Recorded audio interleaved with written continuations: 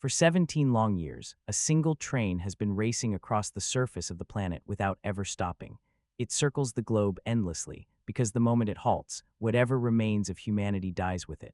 This is the world that came after everything went wrong. 17 years earlier, scientists attempted to solve one of humanity's greatest threats, rising global temperatures. In a desperate move to cool the planet, they released a synthetic chemical known as CW7 into the atmosphere.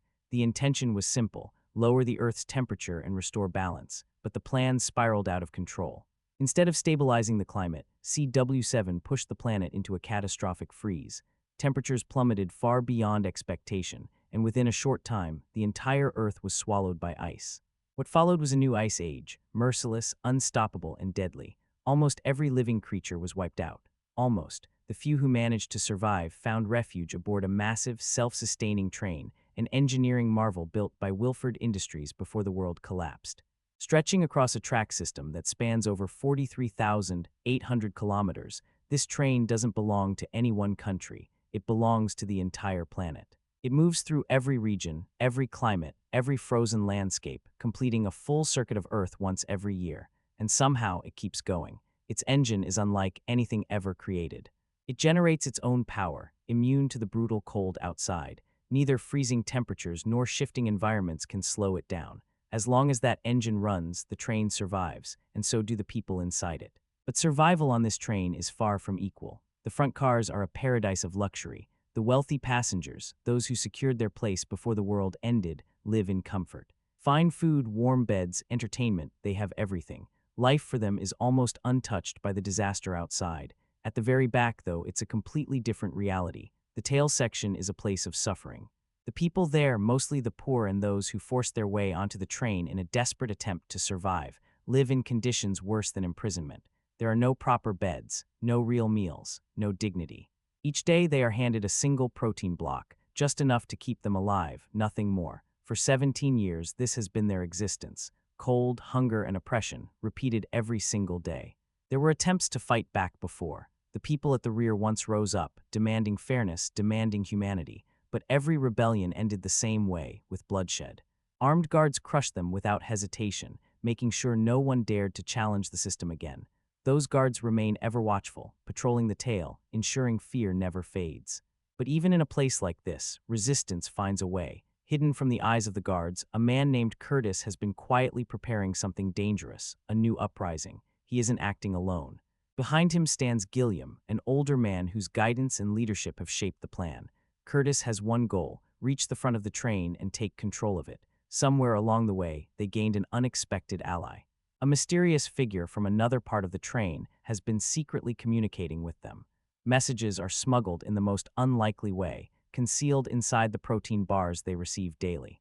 Each note brings new instructions, new pieces of the plan. Today, another message arrives. Inside it is a name, Namgung Minsu. Curtis immediately understands the importance. Namgung is no ordinary passenger. He's the engineer responsible for designing the train's security systems. The problem: he's locked away in a prison compartment located toward the front, just 3 sections ahead of them. But Curtis already has a strategy. Every morning, when the guards arrive to distribute food, the doors to those forward sections briefly open. That small window is all they need. Curtis plans to strike in that exact moment, ambush the guards, push forward, and break into the 3rd section to free Namgung. Once he's out, Namgung can unlock the rest of the train for them. Still, not everyone is convinced. Some are terrified, the guards carry guns, and the memory of past rebellions still haunts them. But Curtis believes something crucial: those weapons are empty. The bullets, he suspects, were exhausted during earlier uprisings. On a train with limited resources, ammunition isn't easy to replace. The guns are nothing more than tools of intimidation, and this belief fuels his confidence. Among those supporting him is a young boy named Edgar, who looks up to Curtis like a hero.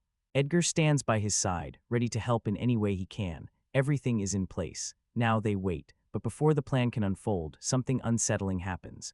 A woman dressed in a bright yellow coat arrives from the front sections.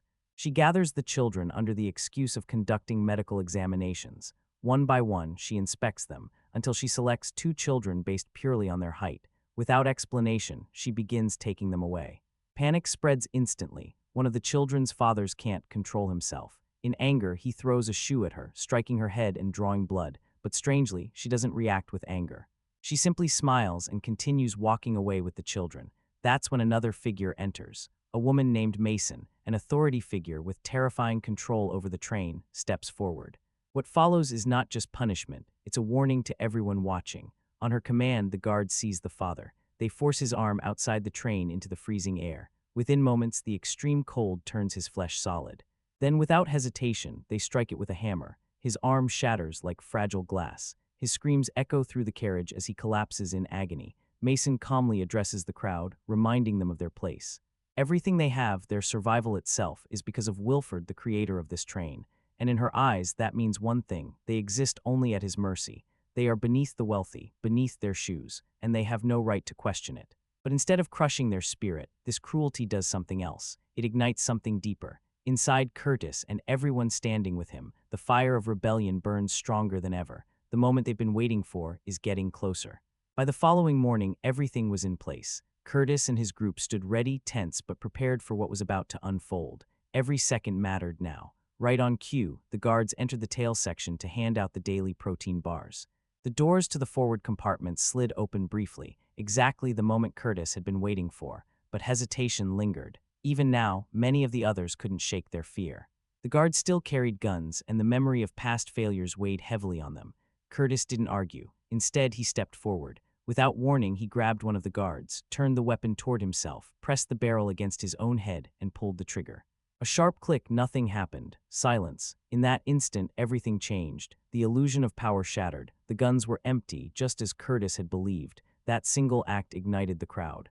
With a sudden surge of courage, everyone launched forward. They overwhelmed the guards, striking them down and pushing ahead with raw force. Using heavy steel pipes taken from drum barrels, they wedged them between the doors to keep them from sealing shut behind them. There was no turning back now. Fighting their way through, Curtis and his companions finally reached the prison section. Inside, the inmates weren't kept in cells, but in narrow, coffin-like drawers stacked along the walls. Edgar quickly snatched a key from one of the fallen guards and rushed to open the compartment holding Namgung Minsu. As the drawer slid open, Namgung stirred awake, mumbling incoherently. It was immediately clear he wasn't just a prisoner, he was an addict. On this train, a strange substance circulated among certain passengers, a small capsule produced from industrial waste, crude, toxic, but valuable. Not only was it used as a drug, but it was also highly flammable. Namgung was hooked on it. Curtis saw an opportunity. He struck a deal. For every locked door Namgung opened, he would receive one capsule. Namgung didn't hesitate, but before agreeing, he opened another nearby compartment. Inside was his daughter, Yona, cold, silent, and imprisoned just like him. Namgung turned back to Curtis with a simple condition: 2 capsules per door. One for him, one for his daughter, because wherever he went, she would go too. Curtis accepted. There was no time to negotiate. With Namgung now on their side, they began advancing further into the train. One door after another unlocked, each bringing them closer to the front. Soon, they reached another compartment. Before the door even opened, Yona spoke quietly. "There's someone inside." Everyone paused. When the door finally slid open, they saw it. A man suspended in place, working on machinery midair. They had entered the food production section. This was where the protein bars were made. The man responsible turned out to be someone who once lived in the tail section himself, a chef before the world collapsed. Recognizing his skills, the authorities had reassigned him here, forcing him to produce food for those at the back. Machines hummed as they processed the ingredients automatically. Curious, Curtis stepped closer and looked into one of the containers feeding the system. What he saw made his stomach turn. The bars were made from ground insects. A writhing mass of bugs, crushed and processed into the only food the tail section had been surviving on for years. Curtis said nothing. He kept it to himself, knowing the truth would break whatever morale they had left. As they watched, something else caught his attention. The chef slipped a small capsule into one of the protein bars, the exact same type that had been used to send them secret messages. Curtis immediately confronted him. "Are you the one sending these?" The man shook his head. "No, someone leaves the capsule here. I just place it inside the bar and send it along." Curtis opened the capsule and pulled out the message inside. Only one word was written. "Water." Gilliam stepped forward, thinking aloud. Maybe their unknown ally was guiding them toward the train's water supply. The chef confirmed it. "The water processing section is only a few cars ahead. That's where everything gets filtered and recycled." Gilliam's eyes sharpened. "That's the heart of the system," he said. "If we take control of the water, we control them." The idea spread quickly through the group. If they could seize the water supply, they wouldn't even need to reach the engine. They could force the elites to negotiate, cut off their water, and they'd have no choice but to listen. Hope surged again. With renewed determination, they pushed forward. Guided by Namgung, they arrived at the door leading to the water section. He began working on unlocking it. As he did, Curtis turned to Yona. "How do you know what's behind these doors?" She didn't answer immediately. Instead, she focused, as if sensing something beyond the metal barrier. Then suddenly, her expression changed. She rushed forward. "Don't open it," but it was too late. The lock clicked, the door slid open, and on the other side stood a wall of armed guards, dozens of them, each holding an axe, waiting. For a moment, even Curtis faltered, but only for a moment. Fear didn't stop him, it hardened him. Seeing his resolve, the others followed. Then chaos erupted. Both sides charged, steel clashed, bodies collided. The confined space turned into a brutal battlefield as axes swung and pipes struck. It was relentless, raw, merciless. People fell on both sides. Then suddenly, a voice cut through the violence. An officer's voice echoed over the loudspeaker. "Stop!" The fighting froze. "We are approaching the Yekaterina Bridge." The guards began counting down in unison. As the numbers reached 0, the train thundered onto the bridge. "Happy New Year!" the guards shouted together. It was a ritual. Because of the train's constant speed, it crossed this exact bridge at the same moment every year, marking the arrival of a new year. But this moment wasn't just symbolic, it was dangerous. Every year, thick layers of ice formed along the bridge tracks. When the train hit them, the impact sent violent shocks through every carriage. As the train smashed through the frozen barriers, the entire structure shuddered violently. Everyone braced themselves, gripping whatever they could as the force rattled the cars. Chunks of ice shattered against the train's exterior as it powered through. Yet amidst all the chaos, Namgung stood calmly beside his daughter, pointing out the frozen world beyond the windows, showing her a glimpse of the outside. A world buried in ice. Moments later, the train cleared the bridge. The shaking stopped. The danger passed. But ahead of them, something far worse was waiting. The moment the train stabilized after crossing the bridge, the fragile pause shattered. The fight resumed instantly. Axes swung, bodies clashed, and the confined space once again turned into a brutal battleground. But before the chaos could spiral further, Mason stepped forward, her voice cutting through the noise like a blade. "Ungrateful creatures," she snapped, glaring at Curtis and the others. "You people don't deserve the mercy shown to you by our great Wilford. When you were starving, when you were dying, he gave you food, he gave you shelter. And this is how you repay him, by rebelling." Her expression hardened. "As punishment, 74% of you will be eliminated." Before she could say another word, Curtis reacted. He hurled an axe straight at her.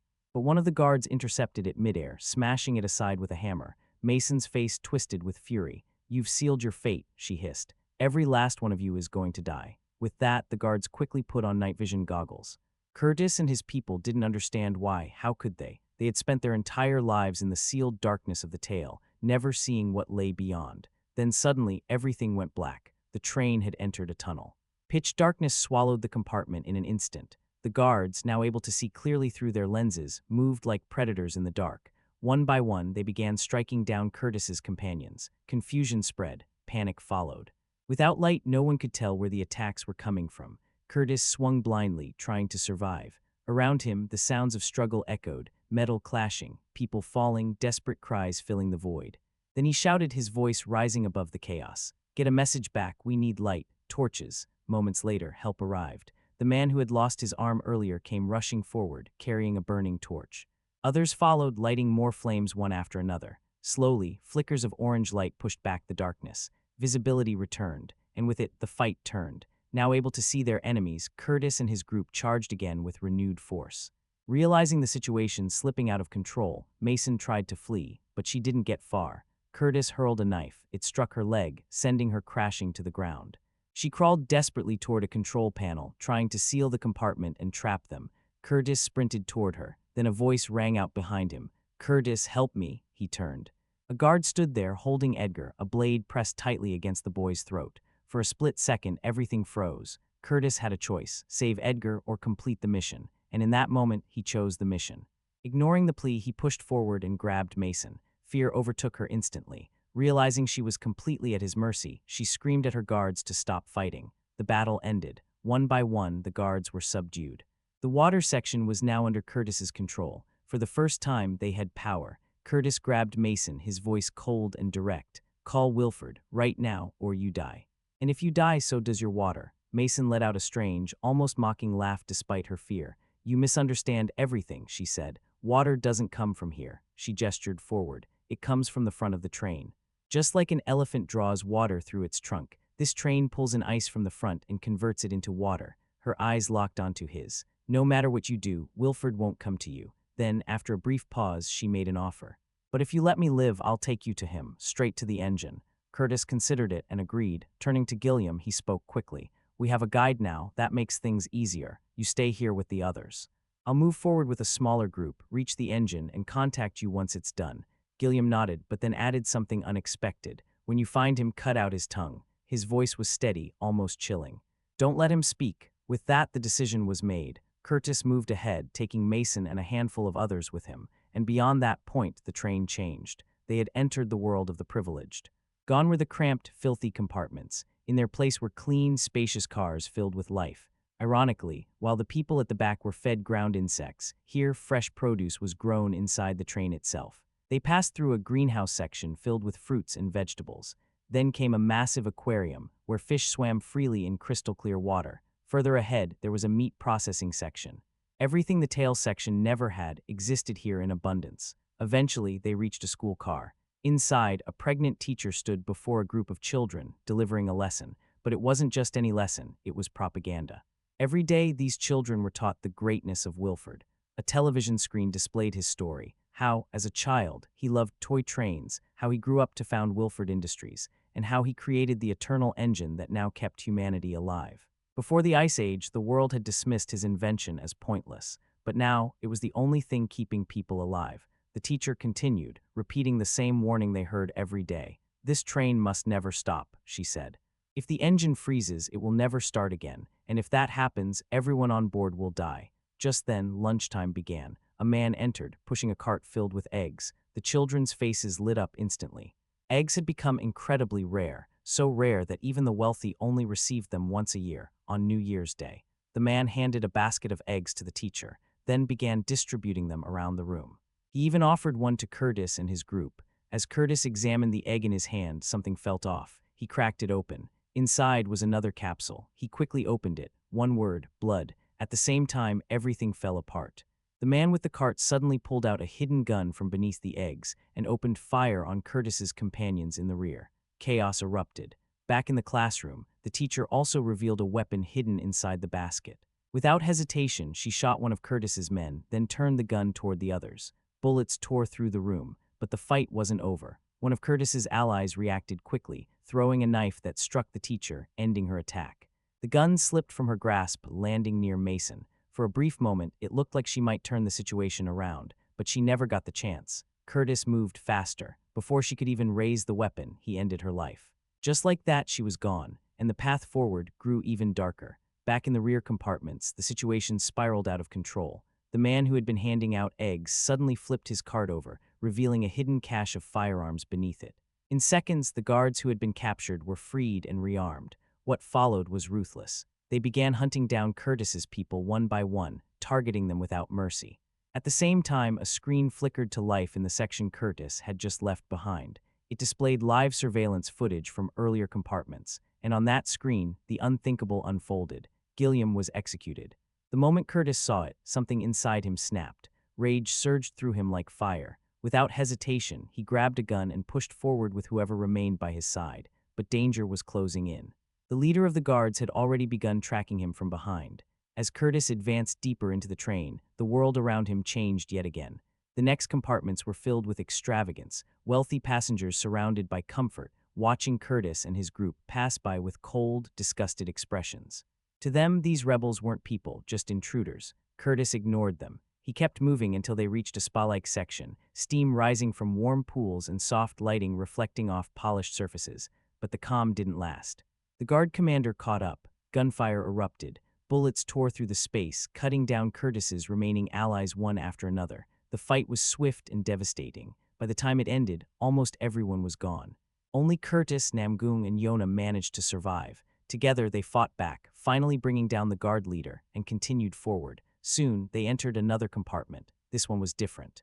It was filled with people lost in a haze, drug users sprawled across the floor, surrounded by luxury, yet disconnected from reality. These were the privileged who had escaped the harshness of life through addiction. Namgung and Yona wasted no time. They gathered as many capsules as they could. the same powerful substance that had been driving Namgung all along. They also took warm clothing from the unconscious passengers, preparing for what lay ahead. Finally, they reached the last barrier. The engine cabin. Behind that door waited Wilford, but just as they arrived, Yona collapsed, overcome by the drugs she had taken. Curtis barely noticed. Consumed by anger and desperation, he slammed his fists against the door, shouting at Namgung to open it immediately. Namgung stopped him. "Why?" he asked calmly. "Why are you so desperate to meet him?" Curtis froze for a moment, then something shifted. All the anger, all the pain, it spilled out. "You wouldn't understand," he said, his voice breaking. "You've never lived in the tale." He took a breath and began to speak. "Years ago, when chaos consumed the world, thousands of desperate people forced their way onto the train, hoping to survive. At first, it seemed like a miracle. Wilford had given them shelter, but it didn't last. The very next day, guards stormed in. They took everything, food, water, and forced them into the back of the train like prisoners. Days passed. Hunger took over. People lost their humanity. They started eating each other," Curtis admitted, his voice filled with shame. "The weak, the helpless," his eyes lowered. "I was one of them." He confessed everything. There had been a woman trying to protect her child. Curtis killed her, took the child, and was ready to do the unthinkable. Then someone stepped in, an old man. He asked for the knife. Everyone assumed he would kill the child himself. Instead, he cut off his own arm. He offered it to them. "Eat this," he said, "but leave the child." That man was Gilliam, and the child they were about to kill was Edgar. "I killed his mother," Curtis whispered. "I've been living with that ever since." Tears filled his eyes. The guilt had never left him. He continued, his voice heavy. After starving them for weeks, Wilford eventually introduced the protein bars, the same ones they had been eating for years. Food made from insects, enough to survive but never enough to live. "For 18 years, Curtis said, "I've carried that hatred, and now I finally have a chance to face him." He looked at Namgung. "So open the door." But Namgung shook his head. "I don't want to open that door," he said. "Not his door," he pointed elsewhere. "I want to open the door to the outside." Curtis stared at him in disbelief. "Outside? You want to step into that frozen wasteland?" Namgung remained calm. "For 18 years, I've watched the Yekaterina Bridge," he explained. "There's a crashed airplane buried in the ice. Every year I could only see a small part of it, but now more of it is visible." He paused. "That means the ice is melting." The idea sounded impossible. "The cold isn't as deadly anymore," he continued. "If we wear proper clothing, we might survive out there." Curtis couldn't accept it. To him, it sounded like madness. But Namgung had already made his decision. Using the capsules, he began assembling an explosive. The substance was highly volatile, perfect for creating a makeshift bomb. All it needed was a spark, one match, and Curtis had it. Namgung asked for it. Curtis refused. Before the situation could escalate, something unexpected happened. The engine door opened. A woman stepped out, the same one who had taken the children from the tail section earlier. Without hesitation, she raised her weapon and shot Namgung. He collapsed. The woman turned to Curtis, her expression calm. "Curtis," she said, "our great Wilford is pleased to see you. He invites you to dinner." With that, she led him inside. The door shut behind them. Inside the engine cabin, everything felt different. Warm, clean, peaceful. And there, standing calmly, cooking as if nothing in the world was wrong, was Wilford. He turned, smiling. "Well," he said, "look at you. The first man from the tail to make it all the way here. I must say I'm impressed." Curtis didn't return the smile. His anger burned stronger than ever. "What gives you the right," he demanded, "to decide how people live? You give luxury to the rich and treat the poor like animals." Wilford listened unfazed. Then he spoke. "Curtis," he said calmly, "everyone on this train has a place. That's how it works." He gestured around. "The truth is none of us are free. We're all trapped here." His tone remained steady. "There are limits to what this train can provide. Food, water, space, everything is scarce. Equality isn't possible. Control is necessary." He looked directly at Curtis. "And to maintain that control, difficult choices have to be made." The conversation had only just begun, but the truth behind everything was finally coming to light. Wilford leaned back slightly, studying Curtis with calm authority. "You want to understand how this system survives," he said. "How we maintain balance." He didn't wait for an answer. "Population control," he continued. "Just as your people prepare for rebellion, we prepare for it too." Curtis frowned, confused. Wilford explained further. "When the number of passengers grows beyond what this train can sustain, we create conflict. From your side and from ours, people are pushed into war, into confrontation. They fight and they die." His voice remained steady, almost clinical. "It has worked perfectly for years." Then came the revelation. This entire cycle was never accidental. It was planned. Curtis stiffened. "Planned by who?" Wilford looked at him directly. "By me and Gilliam. The words hit like a shockwave. Curtis stared at him, unable to process it. Gilliam, he repeated. You're saying he was part of this? Wilford nodded. You really didn't see it, he said. He and I were partners from the beginning. Curtis's breathing grew heavier. The messages you received, the ones hidden in the bars, those came from me. Every time the population needed to be reduced, I sent instructions forward. Gilliam would pass them on to you. He gestured toward the unseen length of the train. He would stir rebellion among the tail passengers while I prepared the front. Both sides would rise, both sides would clash, and both sides would suffer losses. Wilford paused. That's how we kept everything under control. Curtis felt the ground beneath him collapse. Everything he had believed, everything he had fought for, had been manipulated from the start. Wilford continued, almost as if explaining a routine procedure. There was an agreement between us. The tail section would never reach the front. That boundary had to remain intact. His expression hardened slightly. But this time you broke that rule. He stepped closer. You pushed further than anyone before you, and because of that, the front section has suffered significant damage. A brief silence followed. Gilliam paid the price for it. Curtis clenched his fists, his emotions spiraling between anger, betrayal, and disbelief. Wilford spoke again, but the system doesn't stop. Someone else has already taken his place. Then his tone shifted, softer. Curtis, I'm getting old. He looked at him almost thoughtfully. This train needs someone capable to lead it, someone who understands both sides. Gilliam believed you were that person. He paused, and now I do too. Curtis stood frozen. I want you to take my place, Wilford said. Run the train, keep it alive. For a moment, everything went quiet. The offer hung in the air. At the same time, outside the engine cabin, chaos was building again. The drugged passengers in the previous compartment had turned violent, attacking Namgung and Yona. Namgung struggled to hold them off while Yona moved with urgency toward the engine door. She needed the match. Without it, Namgung's plan would fail. Carefully, she forced the door open. The same woman who had escorted Curtis earlier stepped out, weapon raised, but Yona had anticipated it. Hidden just behind the door, she struck first, killing the woman before she could react. With the path clear, Yona rushed inside. Back in the engine room, Curtis stood in silence, still processing Wilford's offer. Yona approached him, reaching for the match, but something had changed. Curtis hesitated, then pushed her away. For a brief moment, it seemed like he had accepted Wilford's vision, but Yona didn't stop. Something else caught her attention. She looked down at the floor beneath them. Slowly, she began prying open a panel using a small tool. Curtis watched, confused. Then the panel came loose. Both of them froze. Underneath, something horrifying was revealed. A child trapped inside the machinery, working like a living component of the engine. Curtis's eyes widened. It was one of the children taken from the tail section. Wilford spoke calmly behind them. Surprised, he walked closer. This train needs parts, he explained, but we can't manufacture new ones anymore. He glanced down at the child. That's where your people come in. You never run out of children. And children fit where adults cannot. The cruelty of it was unbearable. Curtis's restraint shattered. With pure rage, he attacked Wilford, ending his life right there. No more control, no more system, just silence. Without wasting another second, Curtis handed the match to Yona. Then he turned back to the machine. He reached inside, pulling the trapped child free, but the mechanism didn't stop. The gears crushed down, severing his arm in the process. He didn't scream, he didn't hesitate. Saving the child was all that mattered. Meanwhile, Yona ignited the explosive. She grabbed the child and rushed into the engine chamber for cover. Namgung tried to seal the door behind them, but the mechanism malfunctioned. There was no time. Curtis and Namgung threw themselves over Yona and the child, shielding them as best they could. Then, the explosion hit. A massive blast tore through the train, ripping apart the sealed door. Flames and force surged through the compartments, yet somehow the engine itself remained intact. The train kept moving, still racing forward, still unstoppable. But outside, something had changed. The explosion triggered a chain reaction. High above the tracks, the frozen mountain began to shift. An avalanche. A massive wall of ice and snow collapsed, crashing directly into the speeding train.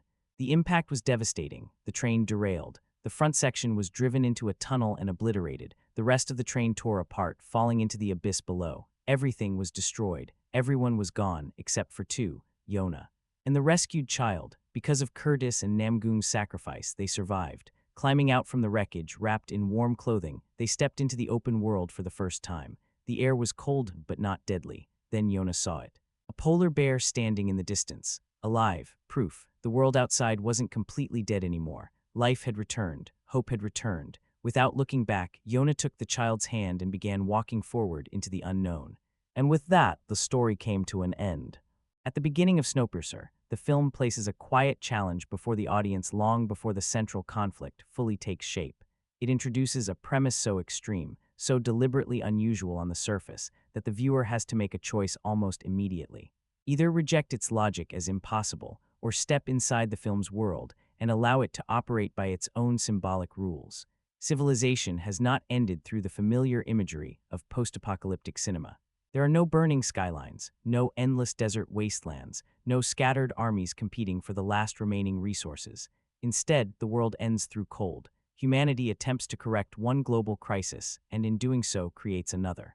A scientific intervention meant to reverse climate change becomes a catastrophe on a planetary scale, freezing the Earth so completely that life outside becomes impossible. The apocalypse here is not explosive in the conventional sense. It is silent, pale, endless, and lifeless. That creative decision immediately reveals the kind of film Snowpiercer intends to be. It is not especially interested in presenting collapse through the usual spectacle. It is more interested in examining what survives once collapse has already been accepted as permanent. And what survives is one of the most striking concepts in modern science fiction. A train that never stops moving, carrying the final remnants of humanity around a frozen world. On a practical level, this is precisely where some viewers may begin to question the entire foundation of the story. How does the train continue operating for so many years? How is it repaired? How can an entire society maintain agriculture, sanitation, medicine, education, engineering, population control, food production, and political authority inside a single moving machine? The film is aware that these questions exist, but it does not shape itself around answering every technical detail. Instead, it directs the viewer toward a different kind of interpretation. Snowpiercer is not asking us to study the train as if it were an engineering diagram. It is asking us to understand it as a symbol. The train is not merely an inventive survival mechanism. It is a miniature world, a manufactured civilization, a closed social structure where every compartment, every passenger, and every function has been assigned a place. The more the viewer accepts that idea, the more the film begins to reveal its deeper design. The train becomes less important as a literal machine and far more powerful as a cinematic metaphor. It is society compressed into a single line. There are no open cities, no expanding borders, no genuine illusion of freedom. There is only one direction, one track, one hierarchy, and one system that everyone is forced to inhabit. That is why the premise gains strength as the film progresses. The train may feel implausible if approached purely as realistic world building, but it becomes sharply unsettling when understood as social design. Everything inside this machine is organized according to value, status, utility, and power. The passengers do not simply live under different conditions, they occupy entirely different realities. At the back of the train, survival is crowded, degrading, and stripped of dignity. People are treated as surplus bodies, useful only when the system requires labor, reproduction, obedience, fear, or sacrifice. Their surroundings remind them every day that their lives have been assigned a lower value. The darkness, the compressed living space, the absence of privacy, the controlled food supply, the constant monitoring, every detail works together to reduce their sense of identity and personhood. They are not simply disadvantaged, they are contained. As the story moves forward through the train, the film gradually reveals how artificial this suffering truly is. The misery of the tail section is not presented as the unfortunate result of limited resources alone. It is not simply a tragic but unavoidable consequence of survival. It is organized, it is preserved, it is rationalized. That distinction is essential because Snowpiercer is not merely saying that inequality exists. It is showing how inequality can be built directly into the architecture of a world. The people in the tail suffer because the structure requires them to suffer, and because those closer to the front have created a moral language that makes this suffering appear normal, necessary, and even honorable. That is where the train becomes such an effective cinematic environment. In ordinary societies, inequality is often spread across neighborhoods, institutions, professions, and borders. It can be softened by distance, hidden behind bureaucracy, or disguised by complexity. Snowpiercer removes that distance entirely. It places the whole social order inside one continuous line, making hierarchy visible in physical form. To move forward is not simply to pass through compartments. It is to move through class, privilege, ideology, and authority. Every door functions as a boundary. Every carriage represents another layer of society. Every new space reveals another method by which the system protects and justifies itself. The tail section is presented as a place where time itself feels almost suspended. The people there are trapped in repetition. They eat what they are given, they sleep wherever space allows, they wait, they comply because punishment is immediate and survival is uncertain. Their world contains almost no beauty, because beauty has been reserved for someone else. That detail matters deeply. Snowpiercer understands that oppression is not only about withholding comfort, it is also about withholding imagination. When people are forced to exist only within hunger, fear, and exhaustion, they are denied the emotional space to imagine a life beyond survival. The system does not simply control their bodies, it narrows the boundaries of what they believe is possible. Then the film contrasts this with the front of the train, where life appears almost indecent in its ease and refinement. Suddenly there is color, there is decoration, there is leisure, education, music, fresh food, ceremony, and celebration. The shift is deliberately jarring, almost as if the viewer has stepped into a different film altogether. That is exactly the point. The passengers at the front live at such a remove from the suffering behind them that the tail section becomes an abstraction. It is no longer real to them in a human sense. It is merely part of the train's order, part of the mechanism, part of the background condition that allows their own comfort to continue uninterrupted. Snowpiercer makes this contrast theatrical because class division itself has become theatrical within this world. Everyone has a costume, everyone has a designated space, everyone has a role to perform and a script to follow. What makes the system even more unsettling is that it does not survive through enforcement alone. Enforcement is clearly present, the guards, the locked doors, the punishments, the instruments of control. But the deeper form of power comes through belief. The system teaches its passengers that the train is sacred, that order is survival, that hierarchy is natural, and that questioning one's assigned position threatens everyone. This is how power protects itself in the film. It transforms inequality into logic. It turns suffering into responsibility. It reframes obedience as morality. And once people internalize that worldview, the system no longer needs to justify itself every day. It becomes the atmosphere they live inside. That is why the phrase, "everyone has their place," carries so much weight in Snowpiercer. On the surface, it sounds simple, almost harmless, perhaps even practical. But within the film, it becomes a tool of control. It tells people that their circumstances are not political, not historical, not manufactured, but natural. The person in the tail is meant to remain in the tail. The person at the front is meant to remain at the front. The system presents itself as balanced, but its balance depends on permanent injustice. It calls itself order because order sounds safer than domination. It calls itself survival because survival is the one argument desperate people cannot easily dismiss. This is also why the train's endless movement matters so much. It never stops, and that continuous motion creates the illusion of purpose. The train is always moving forward, always circling the frozen planet, always continuing. But forward motion is not the same as progress. That is one of the film's most precise ideas. A society can keep moving and still remain trapped. It can preserve itself without evolving. It can repeat the same cycle again and again while convincing its passengers that motion itself is proof of life. In that sense, the train becomes a severe and elegant image of a system that values continuation above justice. It survives, yes, but the deeper question is what kind of survival it has chosen to protect.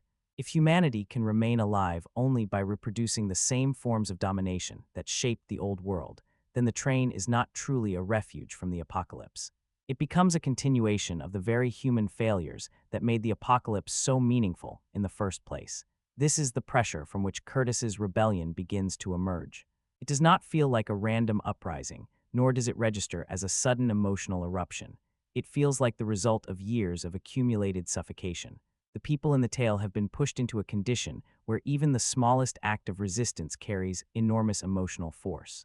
They are not advancing because they possess a perfect vision of what comes next. They are advancing because remaining where they are has become its own form of living death. That makes the movement from the back of the train toward the front feel both physical and symbolic. These people are not merely passing through compartments. They are breaking through the narrative the system has imposed on them about who they are, what they deserve, and where they belong. This is where Snowpiercer gives its revolution such a striking cinematic shape. The structure of the train transforms rebellion into a visual journey. Every compartment crossed feels like another layer of deception being exposed. The rebels begin in darkness, then move into spaces they were never meant to enter, never meant to witness, and perhaps never meant to imagine. Each new carriage reveals not only privilege, but also the absurdity of a world that has normalized such separation inside such a confined environment. There is something profoundly unsettling about realizing that luxury has been sitting only a few locked doors away from hunger, The distance was never natural. It was constructed, it was guarded, it was enforced. That realization gives the story much of its controlled anger. The film is not simply saying that the front has more than the back. It is showing that the back has been denied even the knowledge of how much exists beyond them. Control depends on restricting vision.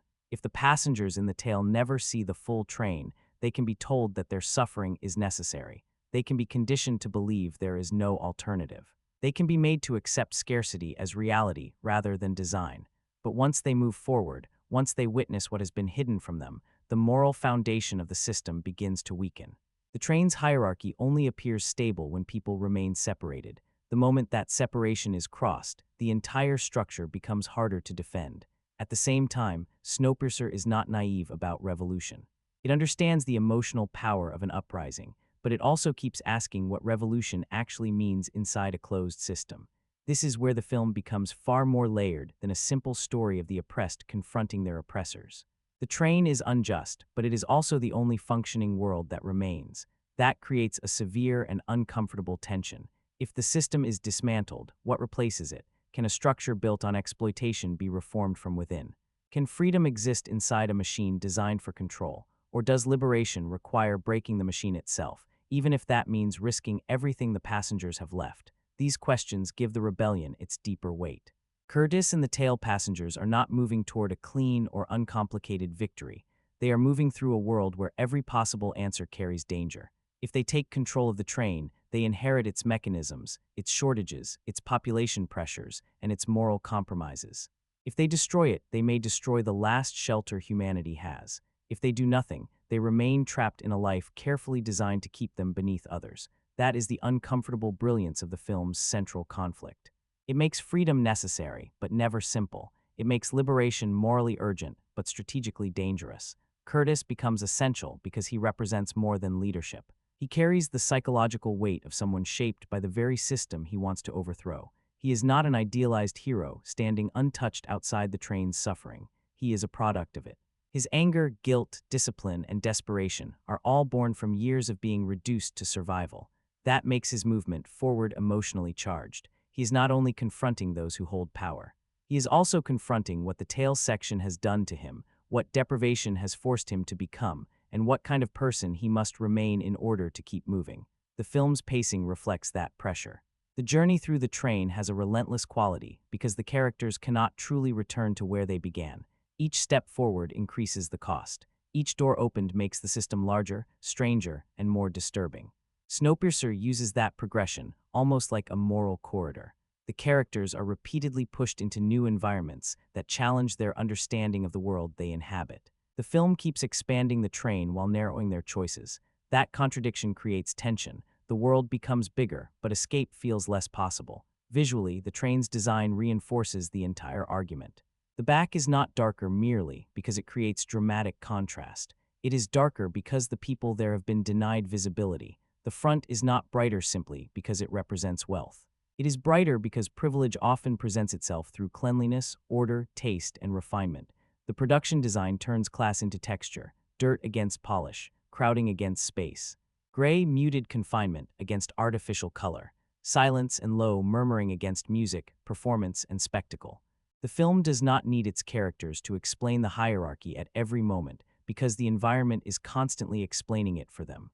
What makes the compartments especially effective is that they are not merely levels of comfort. They are levels of ideology. The schoolroom, the leisure spaces, the food systems, the guarded thresholds, each one reveals a different method of preserving power. Some parts of the train control through direct force. Others control through pleasure. Others operate through education, ritual, distraction, or performance. This matters because systems rarely survive through one method alone. They endure by making every part of life participate in their logic. Snowpiercer understands that domination becomes most effective when it stops looking like domination and begins to function as culture. That is why the passengers at the front are not portrayed simply as people enjoying better conditions. They are shown as people who have been absorbed into a worldview. Their comfort depends on not questioning the structure. Their pleasure depends on not seeing the cost. Their innocence, if they claim any, is built on distance. The film's critique comes from that separation between consequence and comfort.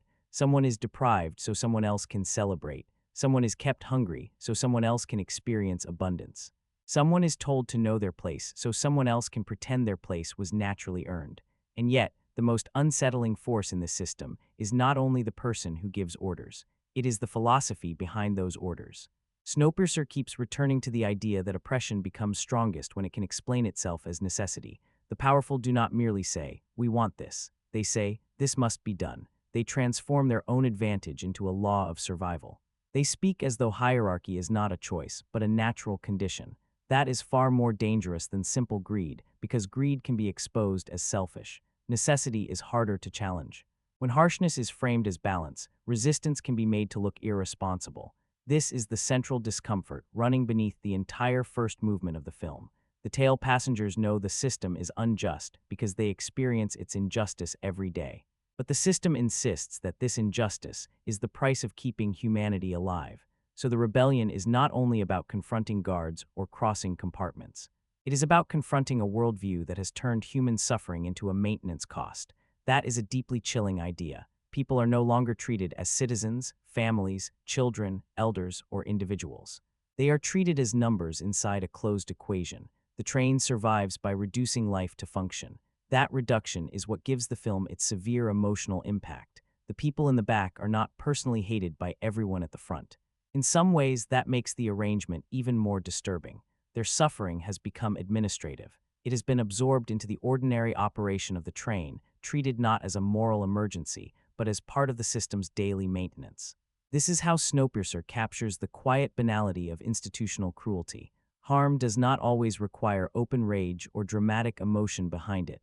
It can be scheduled, it can be justified, it can be recorded as procedure. It can be inherited as policy. It can be carried out by people who believe they are not doing anything personal at all, only preserving order. So when the rebellion begins, it carries far more than the desire for revenge. It carries the demand to be recognized as human again. Moving forward becomes an act of reclaiming visibility. The passengers from the tail force the rest of the train to confront the bodies it has hidden, the hunger it has ignored, and the people it has reduced to an inconvenience. That is why the physical direction of the story feels so satisfying. Every step forward violates the system's most important command: remain where you are. The rebels are not supposed to enter those spaces.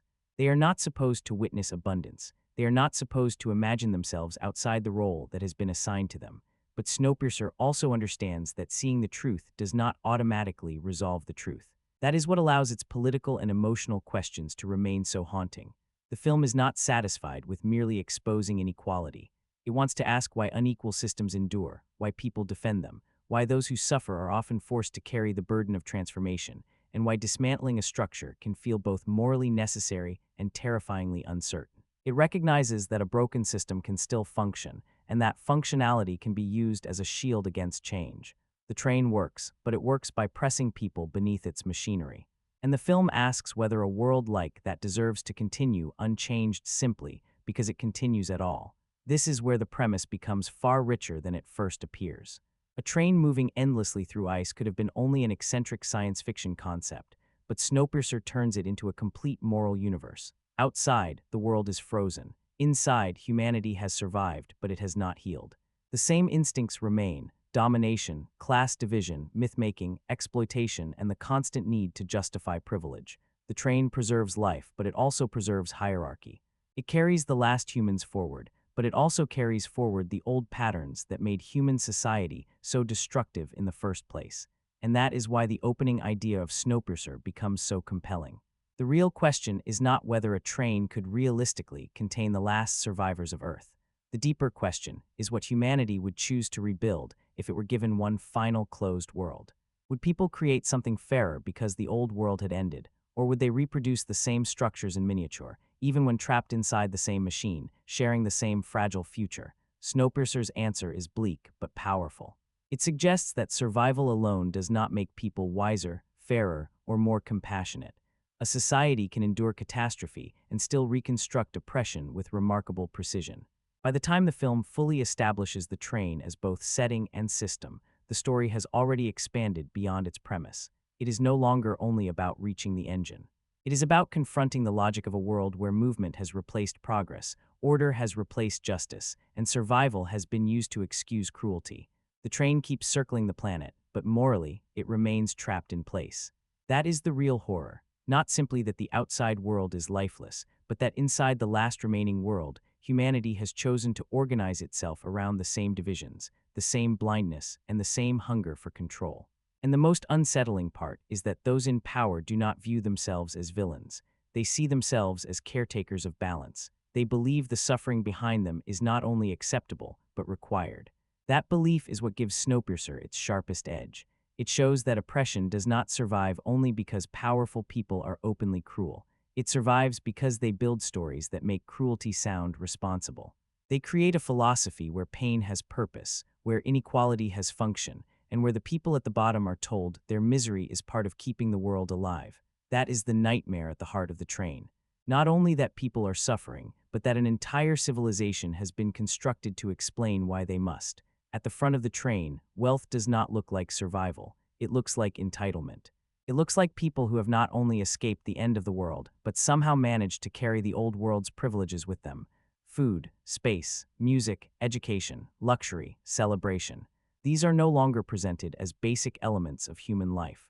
They are presented as signals of status. And that difference matters, because the front passengers are not living as if humanity is barely holding together. They are living as if the apocalypse has become a private arrangement designed to protect their comfort. The rest of the planet may be frozen, civilization may have disappeared, and the human species may have been reduced to a single moving machine, but inside the front compartments, privilege has survived almost untouched. That is what makes Snowpiercer so precise in its critique. The film does not simply show us wealthy people enjoying better conditions. It shows us how quickly luxury becomes ideology. The people at the front are not presented as desperate survivors making difficult compromises. They behave like heirs to a world they still believe belongs to them. Their environment is clean, colorful, playful, and almost absurdly detached from the hardship behind them. The contrast is so extreme that it becomes uncomfortable. It is not simply that they have more. It is that they have learned to treat having more as natural. Their abundance does not feel like an emergency reserve. It feels like a lifestyle. It feels curated, protected, and normalized. And that normalization is what makes the front of the train so disturbing. The luxury itself is unsettling, but the casualness of it is even more revealing. This is also where the film becomes more interesting than a simple rich versus poor narrative. The elite are not portrayed as people who wake each morning, consciously imagining themselves as villains. They do not see themselves as monsters. They see themselves as custodians of survival. In their minds, they are not exploiting the system. They are preserving it. They believe the train works because every person has a function, every class has a position, and every compartment has a purpose. That is the frightening elegance of the film's social order. It has turned cruelty into administration. It has turned inequality into design. It has turned privilege into something that looks, from the inside, like responsibility. The people in power do not say, "We enjoy watching others suffer." They say, "The system must remain balanced." They do not say, "We benefit from your deprivation." They say, "Order is necessary." They do not say, "Your life is worth less than ours." They say, "Everyone has a role." That language is one of the most dangerous forces in Snowpiercer because it reveals how domination often hides behind calm, reasonable phrases. The status quo rarely announces itself as selfish. It presents itself as mature, practical, realistic. It tells people that alternatives are childish, that anger is irresponsible, that resistance is disorder, and that the current arrangement may be imperfect, but at least it keeps everything functioning. That is why the front of the train feels so disturbing. It is not only a place of comfort. It is a place where comfort has been morally justified. The people living there have been given enough distance from suffering that they can treat the train as a success story. From their perspective, the machine is still running. The engine remains sacred. The rituals continue, and the future still appears to have a shape. They do not have to confront the moral cost of that stability, because the cost has been pushed behind doors, guards, and class boundaries. Their privilege depends not only on material separation, but also on emotional separation. They are far enough from the tale that its suffering can become abstract. And Snowpiercer understands just how powerful that abstraction can be. When suffering is kept out of sight, it becomes far easier to rationalize. When the people at the front never have to walk through the tale, never have to breathe its air, hear its exhaustion, feel its hunger, or look directly into the faces of those diminished by the system, they can continue believing the train is fair enough. They can tell themselves that every part of the machine is necessary. They can accept the hardship of others as a technical detail rather than a moral crisis. This is one of the film's strongest ideas. Injustice survives most efficiently when those who benefit from it never have to experience its consequences directly. The train is maintained by mechanics, certainly, but more importantly, it is maintained by belief. The engine is not treated only as a machine, it is elevated into something almost religious. Wilford is not merely an engineer, he becomes a myth. Children are taught to revere him before they are old enough to question the world around them. The education system inside the train does not simply provide information. It teaches obedience. It shapes memory, loyalty, and imagination. It tells the next generation that the train is not a political structure created by people, but an almost sacred order that must be preserved. That is how the system protects itself from the future. It trains children to inherit its logic before they can recognize its cruelty. This detail makes the front compartments even more unsettling, because their bright colors and cheerful energy conceal something deeply calculated. The film uses playfulness almost as a mask. The schoolroom, the songs, the smiles, the celebrations, everything appears lively and innocent on the surface, yet underneath, it functions as part of the machinery of control.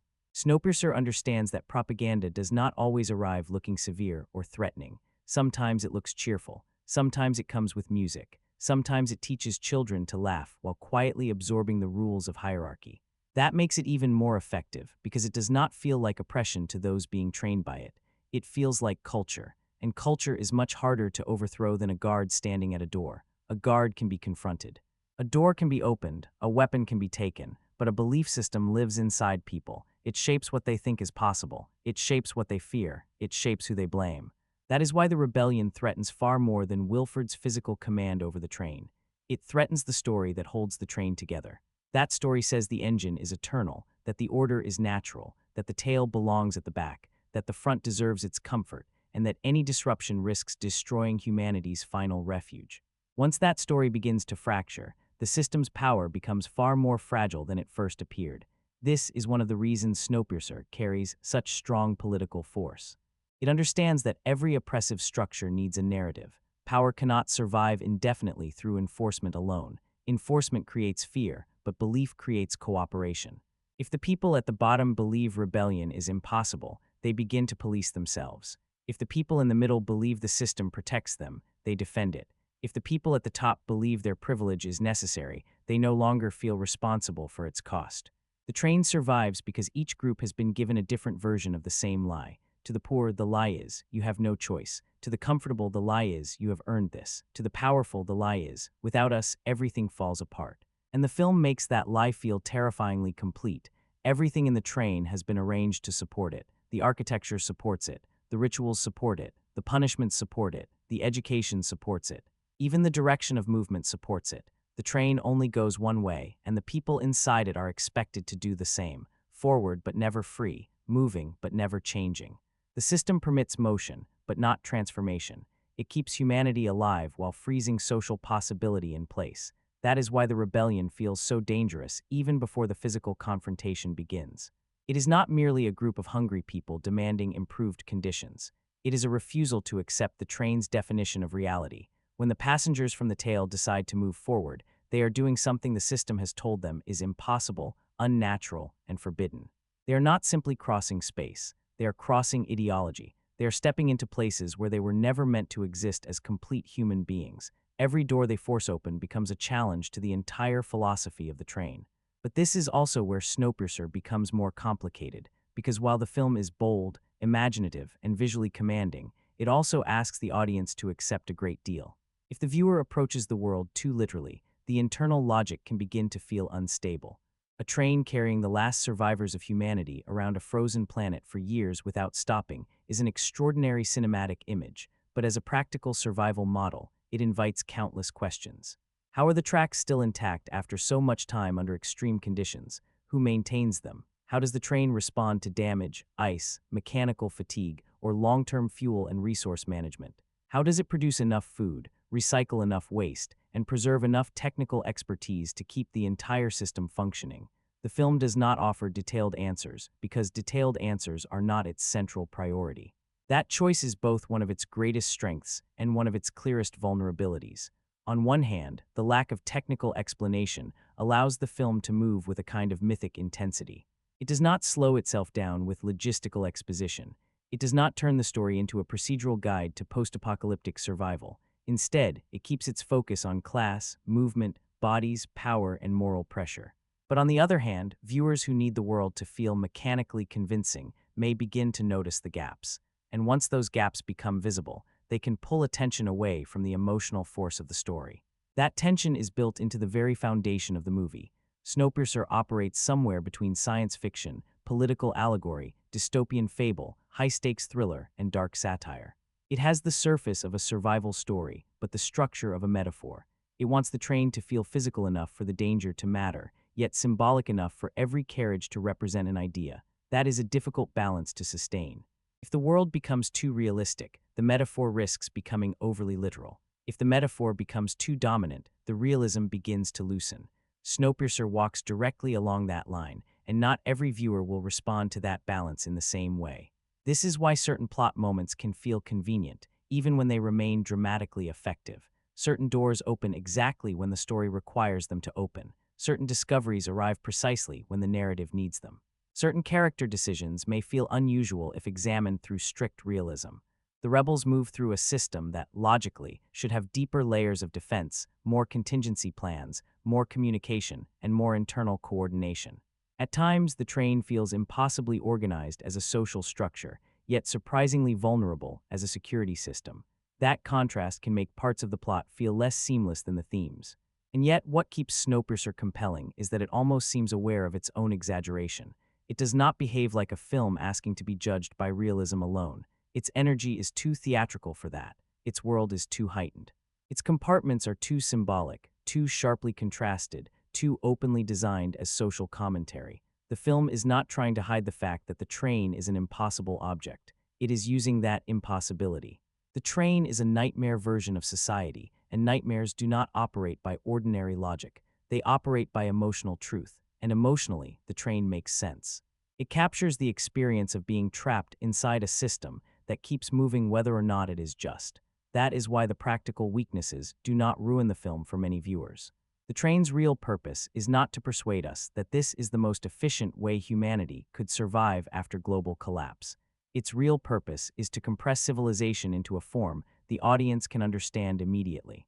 Back to front, poverty to privilege, darkness to light, hunger to excess, labor to leisure, obedience to authority. Every section of the train becomes readable as a social diagram. The simplicity of that design is what gives the film so much of its force. The world may not hold together perfectly as engineering, but it holds together powerfully as critique.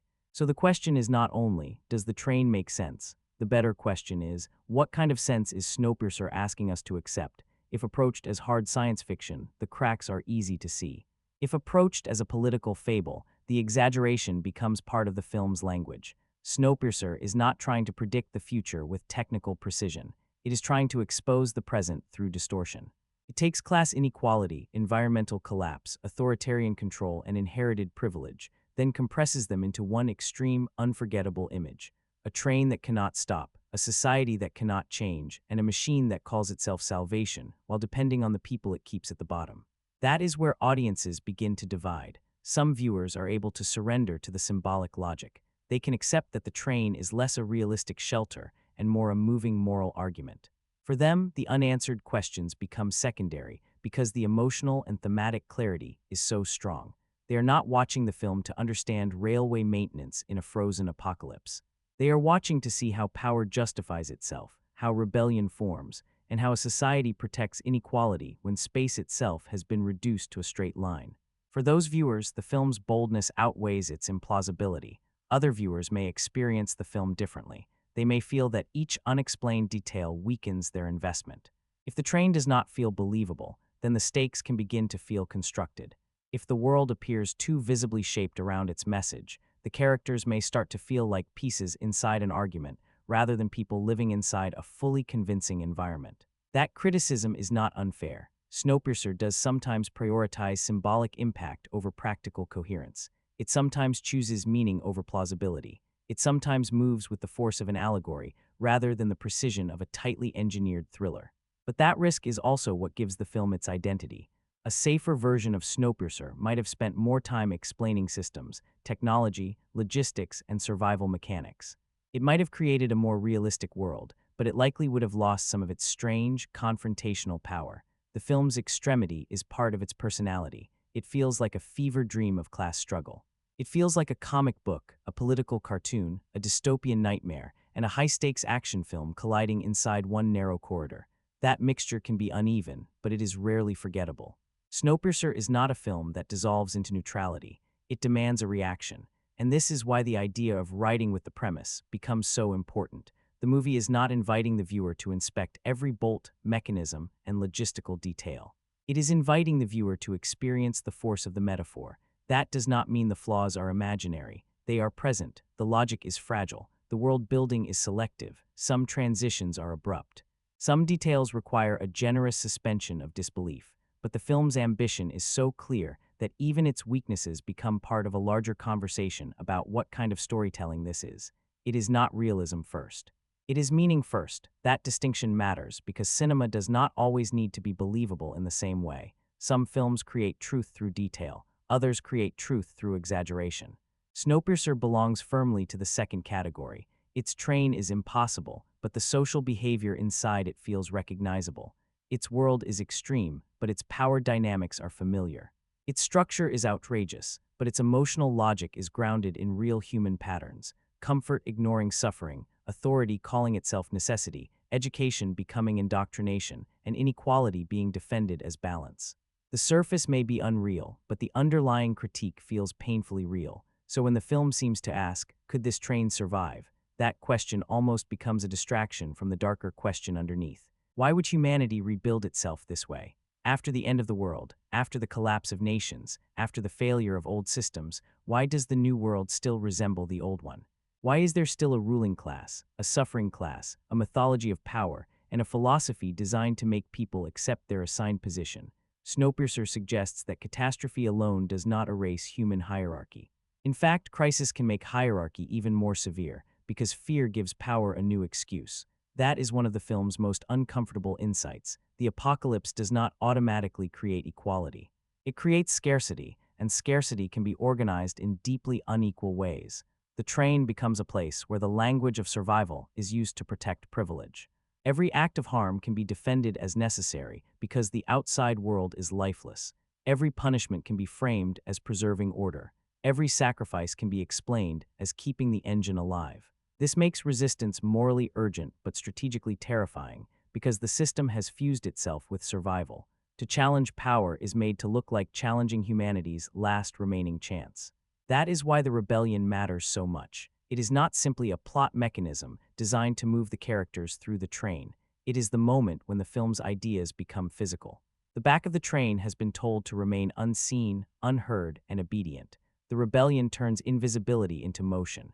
It forces the lower class into spaces designed to exclude them. It transforms suffering into action. And as soon as they begin moving forward, the film's momentum changes completely. The story stops being only about a system and becomes about the act of penetrating that system from within. The real energy of Snowpiercer begins when that movement starts, because this is not a journey across land. There is no open landscape, no distant horizon, no traditional road leading toward freedom. The entire journey is internal. The rebels are moving through the body of society itself. Every door becomes a border. Every carriage becomes a revelation. Every new space exposes another layer of the world they were never meant to understand.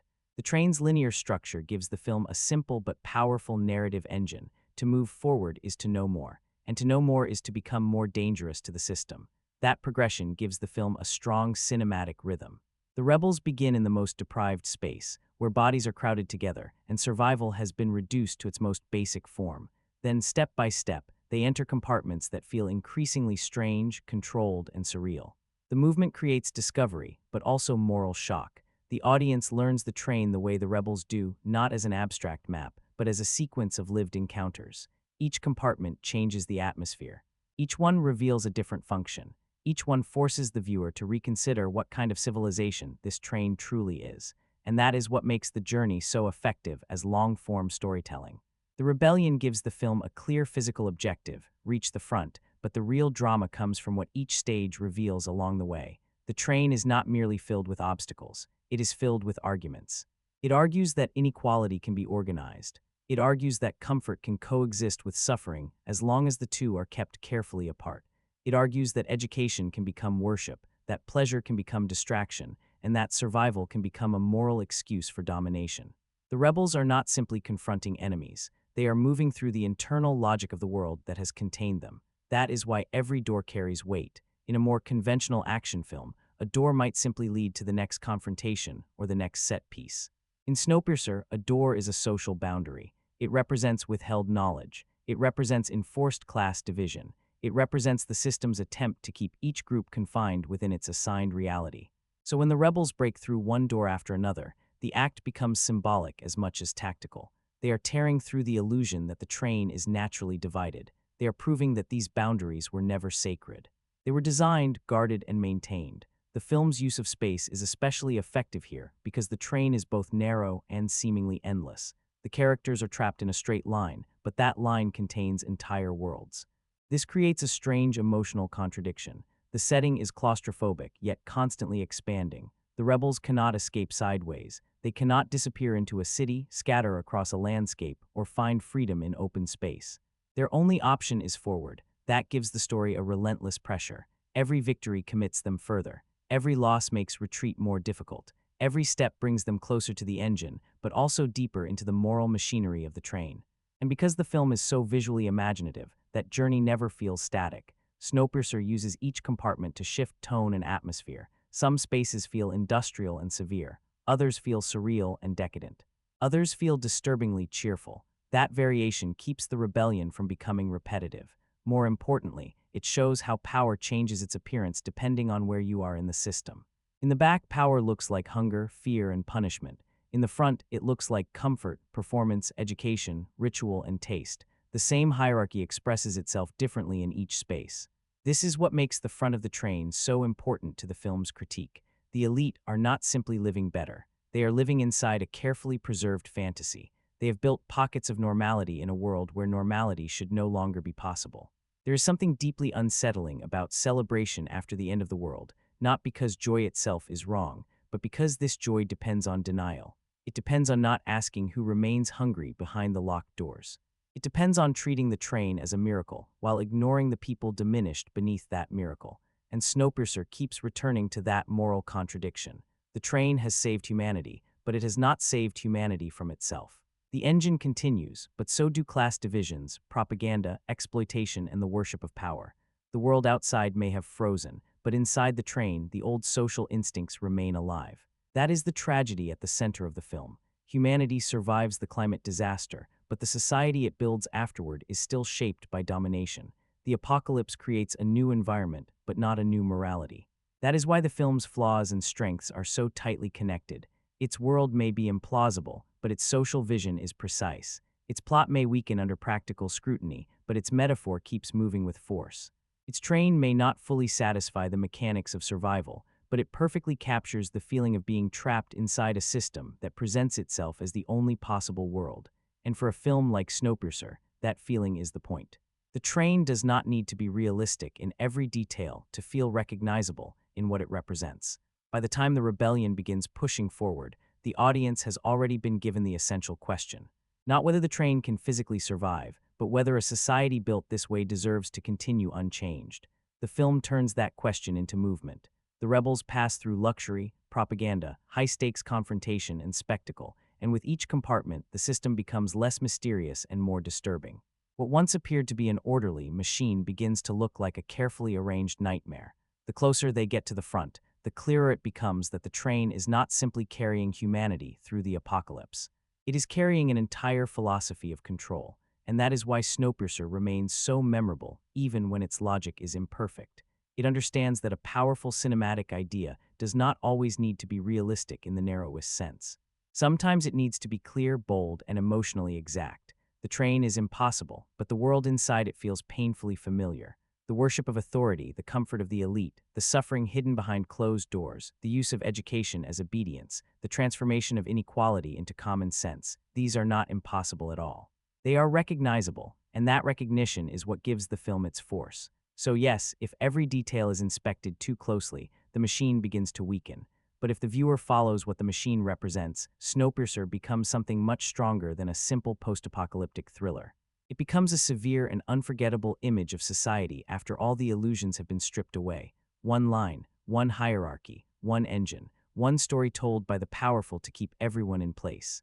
And once the people at the back stop believing that story, the entire train begins to tremble. Because the most dangerous thing to any system is not only rebellion. It is the moment when the people it depends on realize that the order they were told was natural was always constructed, always enforced, and always vulnerable. At the back of the train, Snowpiercer gives us a world that feels less like a place where people live and more like a place where people have been sealed away from life. Everything is dark, crowded, worn down, and desperate. The people in the tail section are not experiencing survival in any heroic or inspiring sense. They are surviving at the lowest possible level, reduced to bodies packed into a space that was never meant to offer dignity. There is no comfort there, no privacy, no beauty, no softness, no real sense of choice. Even the air seems to belong to someone else. The tail section feels like a place designed to drain people slowly, not only physically, but emotionally and psychologically. It is not merely poverty, it is containment. That is why the early movement of the film feels so heavy. Before the rebellion even begins pushing through the train, the audience already understands that the people in the back are trapped in more than a physical location. They are trapped inside an idea of who they are allowed to be. Their environment constantly tells them they are disposable. The walls are close, the lighting is harsh and sickly, the bodies are crowded together, and everything feels worn down by years of neglect. The train does not simply place these people at the bottom. It makes sure they feel that bottom every second of their lives. Their suffering is built into the atmosphere. Then the train begins to change, and this is where Snowpiercer becomes one of the most visually compelling dystopian films of its kind. Car by car, the film starts revealing that this machine is not just a container. It is a complete world, and every part of that world has been divided with terrifying precision. A security checkpoint, a prison section, a schoolroom. A greenhouse, a luxury space, a place of indulgence, a place of performance, a place where people are not merely surviving but enjoying themselves. Suddenly, the train is no longer one environment. It becomes a sequence of realities, each one exposing something new about how power has arranged itself. That structure is what gives the film so much of its momentum. The train is not merely long, it is layered. Each carriage feels like an entrance into another ideology. The rebels are not just advancing through metal compartments. They are moving through the hidden architecture of power, through the physical design of inequality itself. Every new section makes the world feel larger, but also more unsettling, because each discovery reveals how much the tail passengers have been denied. The unease does not come only from danger or confrontation. It comes from contrast. The people in the back have spent years living in hunger and darkness, while only a few doors away, others exist with color, food, music, education, plants, decoration, and pleasure. That contrast becomes more powerful than any speech. Snowpiercer does not need a character to explain the injustice once the rebels begin moving forward. The train itself becomes the explanation. The revolutionaries can see the imbalance with their own eyes. They can walk through it. They can feel it in the difference between cramped darkness and open space, between protein blocks and real food, between punishment and leisure. The journey turns inequality into something physical. It is no longer an abstract social condition. It is a hallway, a locked door, a guarded border, a room full of comfort that was always close enough to reach, but never close enough to access. That is one of the film's sharpest visual ideas. The distance between suffering and privilege is both enormous and unbelievably small. In social terms, the tail and the front are worlds apart. But physically, they exist inside the same train. The people in the back are not suffering because abundance does not exist. They are suffering because abundance has been separated from them, protected from them, and justified as belonging to someone else. That makes the journey forward feel morally explosive. Every door that opens proves that scarcity inside the tail was never the full truth. It was a version of reality imposed on them. The car-by-car structure also gives Snowpiercer its strange, almost unpredictable rhythm. The film becomes a series of revelations, each one shifting the mood and texture of the story. One moment, it feels grim and industrial. The next, it becomes surreal, almost absurd. One carriage feels like a prison. Another feels like a ritual space. Another feels like a classroom from a nightmare. Another feels like a preserved fragment of the old world. This constant transformation keeps the film visually alive. The viewer never feels fully settled, because every new door might open into a different genre, a different tone, or a different kind of social unease. At times, this structure can feel almost like a video game. The rebels enter a new compartment, face a new obstacle, absorb a new piece of information, and then continue to the next level. That can make the narrative feel episodic, and for some viewers, it may weaken the illusion of a fully organic world. You can sometimes sense the screenplay arranging each carriage as a set piece, with each space designed to deliver a particular visual impact or thematic idea. But even if that structure can feel mechanical, it is also part of what makes the film so memorable. Snowpiercer understands the pleasure of discovery. It turns forward movement into revelation, and revelation into momentum. Every carriage adds something to the audience's understanding of the train. The journey does not simply bring the characters closer to Wilford, it teaches them how the system works. At first, power looks like guards, weapons, and locked doors. But the deeper they move, the clearer it becomes that power is far more complex than direct control alone. It exists in education, in food production, in entertainment, in ritual, in mythology, in architecture, and in the way each group is trained to understand its assigned position. The train is not controlled only by force. It is controlled by design. Its structure tells people what they are worth before anyone even speaks. That is the brilliance of the journey. The front of the train is not only a destination. It is the truth waiting at the end of the line. The rebels believe they are fighting their way toward the engine, but they are also fighting their way toward the full meaning of the world they have been trapped inside. Each step forward strips away another layer of ignorance. The tail passengers have been kept in darkness not only physically, but socially. They have been denied knowledge of the train's full shape. And when they finally begin to see that shape, the injustice becomes impossible to deny. One of the strongest qualities of Snowpiercer is that the audience does not merely understand the class divide intellectually. The audience sees it. It is felt through space, color, texture, lighting, and design. The production design does far more than create a futuristic train. It builds an entire civilization through visual contrast. At the back, everything feels compressed and exhausted. The tail section is not just dirty, it feels spiritually drained. The people there seem pressed into the walls. The environment leaves no room for individuality. It is a space where everyone is forced into the same condition of deprivation, where personal identity becomes secondary to hunger, fear, and survival. The tail cars are filmed and designed to feel almost airless. The walls seem too close, the bodies seem too many, the light feels weak as if even brightness has been rationed. The textures are rough, greasy, metallic, and decayed. It is a place of worn clothing, tired faces, and constant tension. You can almost sense the atmosphere of it. That physical ugliness matters because it turns oppression into atmosphere. The film does not simply tell us that these people are neglected. It makes neglect visible in every surface. The world around them has been allowed to deteriorate because the system has decided that their lives do not deserve care. Then, as the rebels move forward, the train begins to transform in ways that feel almost impossible. The world opens up, the colors brighten, the spaces become cleaner, food becomes recognizable, plants appear, education appears, leisure appears, design appears. Suddenly, the train is not only a survival machine, but a curated environment. The front compartments reveal that beauty still exists in this world, but beauty has been distributed according to class. Warm light, fresh produce, colorful walls, elegant materials, and open space are not shared human resources. They are privileges. That shift is not merely visual spectacle. It is the film's argument. Inequality is not only about who has more money or more power. It is about who gets to live in an environment that affirms their humanity. The people at the front are surrounded by signs that their lives matter. Their spaces are maintained, decorated, and protected. Their children are educated. Their appetites are satisfied. Their pleasures are accommodated. The people at the back, by contrast, are surrounded by signs that their lives are tolerated only as long as they serve a function. The difference is not subtle, and it is not meant to be. Snowpiercer wants the audience to feel the severity of that difference. This is why the production design works so effectively. It does not merely decorate the story. It becomes the story. Every carriage is evidence. Evidence of who receives dignity. Evidence of who receives beauty. Evidence of who is allowed to forget the apocalypse and who is forced to live inside it every day. The front passengers can enjoy the illusion of civilization because the tail passengers are made to carry the reality of its cost.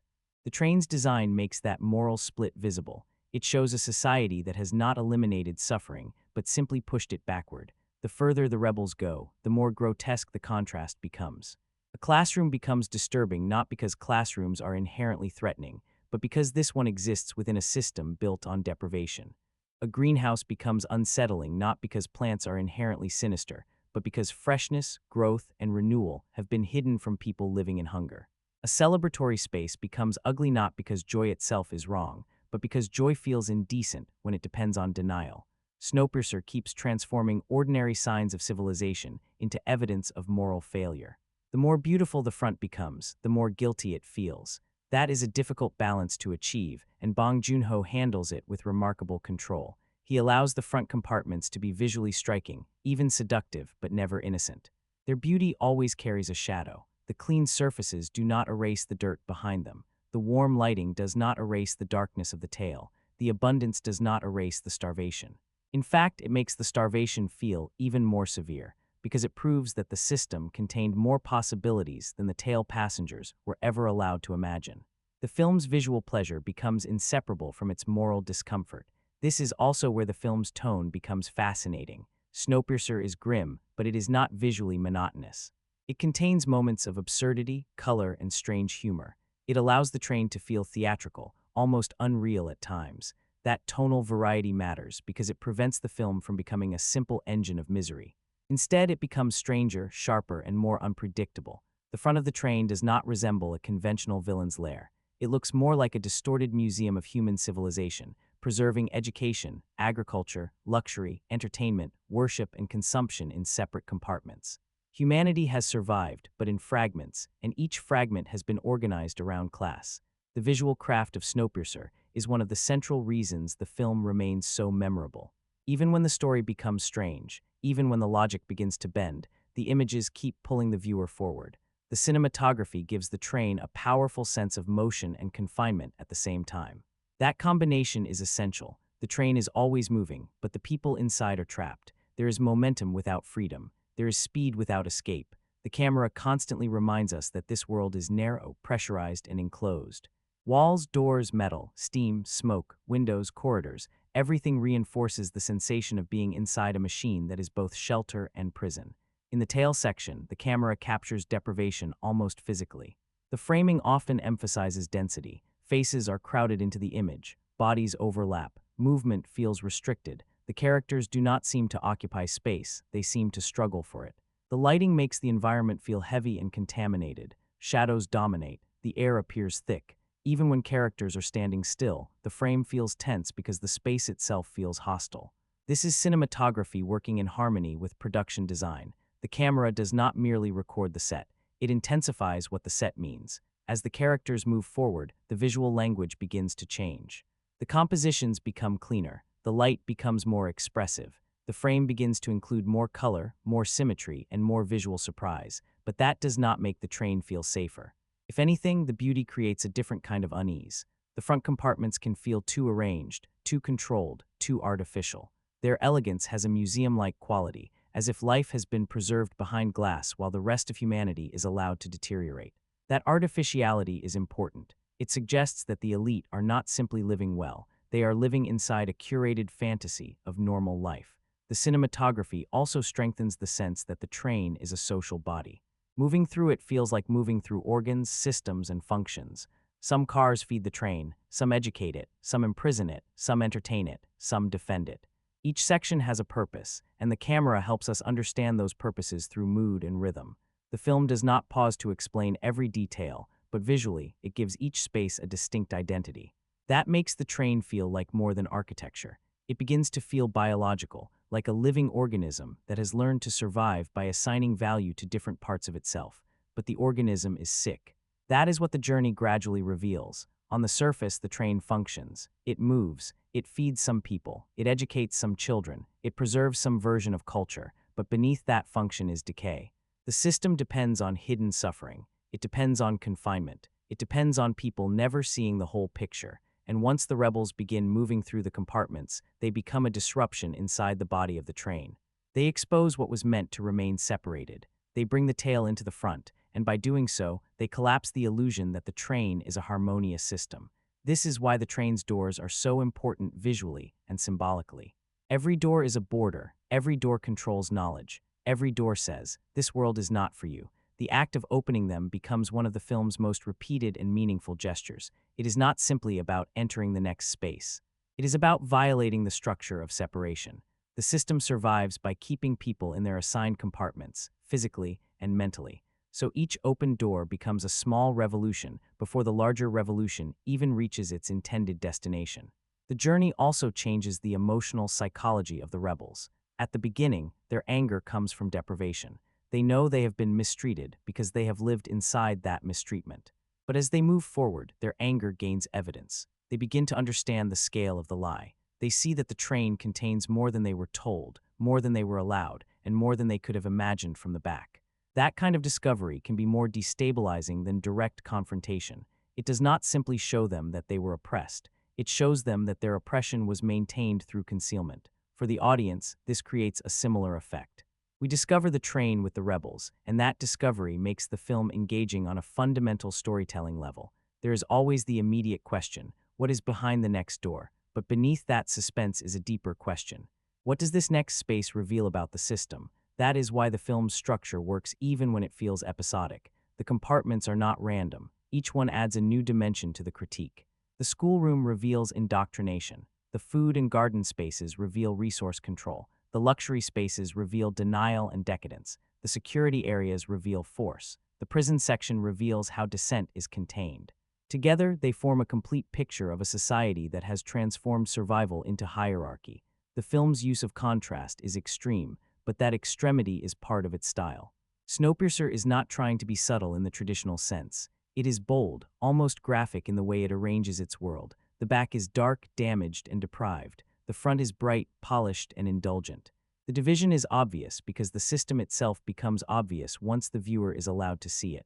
The subtlety does not come from hiding the metaphor. It comes from showing how many different forms power can take. Power can be severe.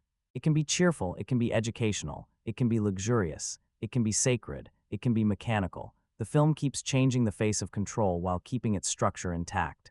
That is why the front compartments feel so disturbing. They prove that the elite have not only survived the apocalypse, they have preserved the emotional habits of privilege. They still need comfort. They still need entertainment.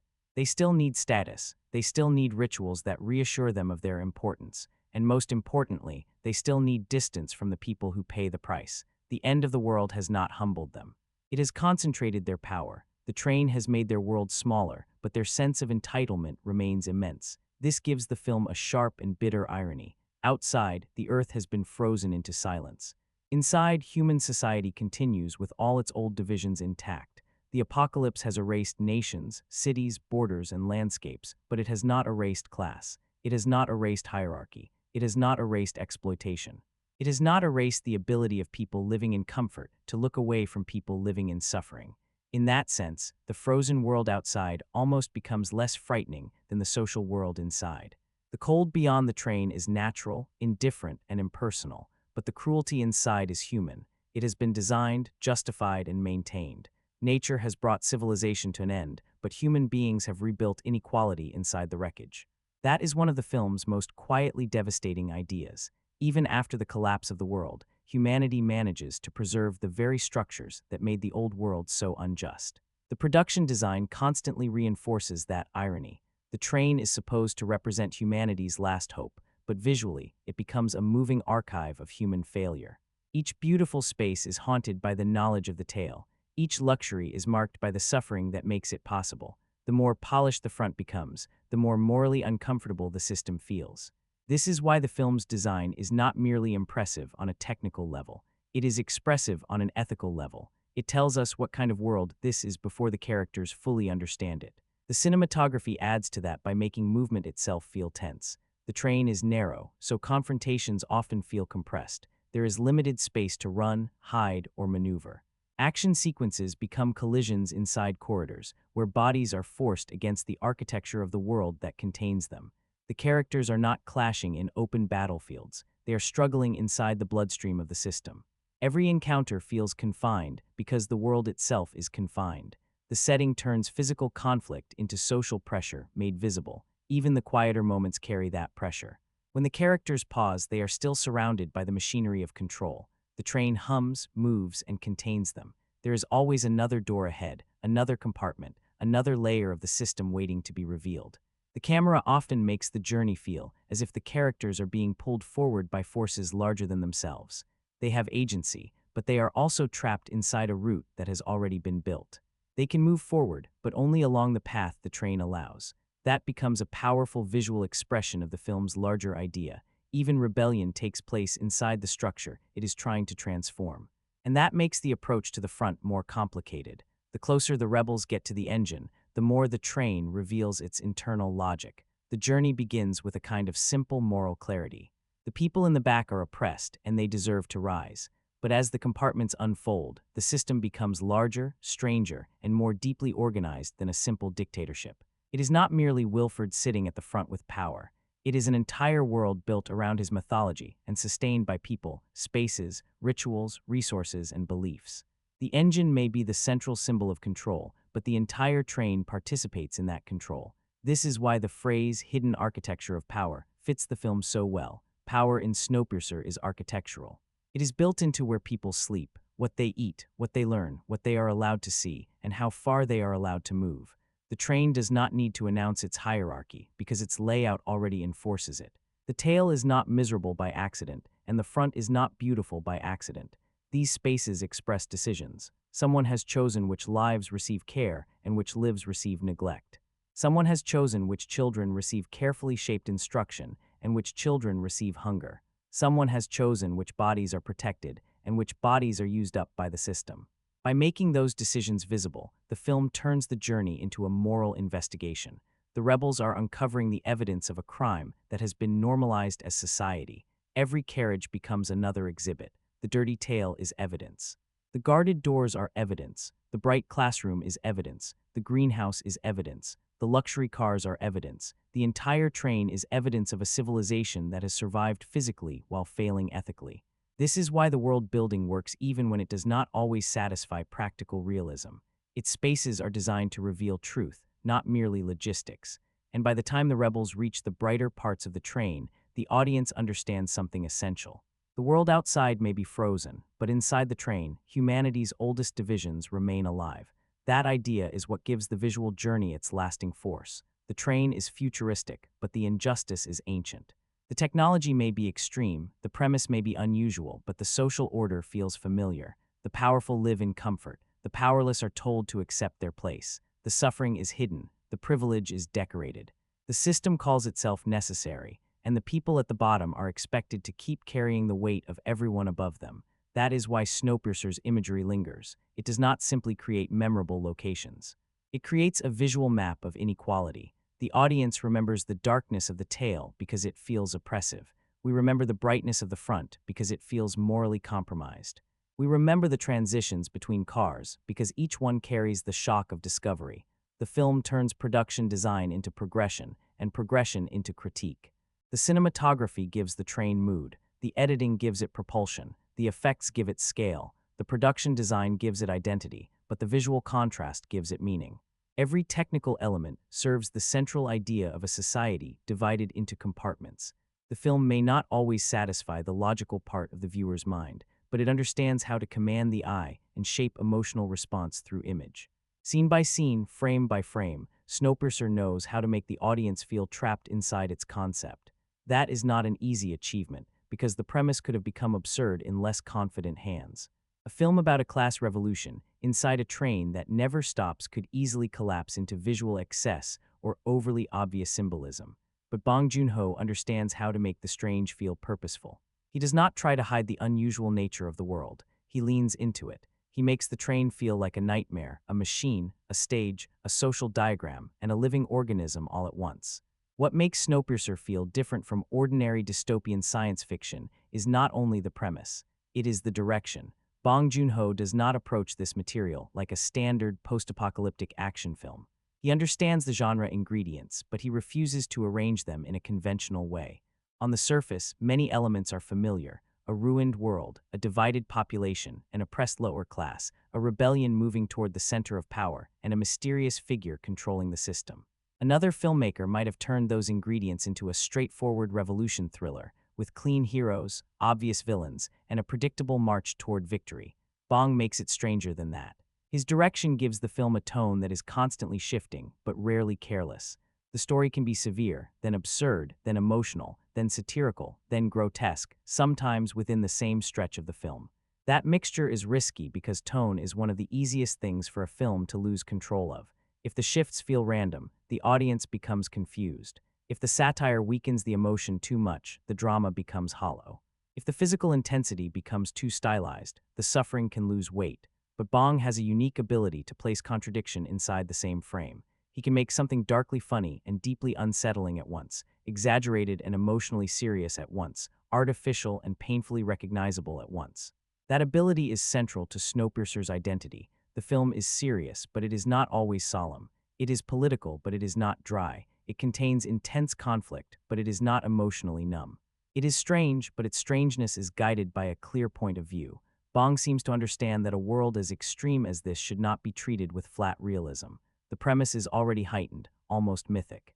So instead of forcing it into a restrained style, he pushes it into theatricality. The result is a film that feels alive because it is willing to be excessive with intention. One moment, Snowpiercer plays like a grim survival thriller. The next, it becomes black comedy. Then it shifts into close-quarter action, then into political allegory, then into something almost dreamlike, as if the train has become a series of surreal rooms inside the subconscious of society. This tonal movement could have weakened the film if it lacked confidence, but Bong holds it together because every shift still belongs to the same central vision. The absurdity does not distract from the politics.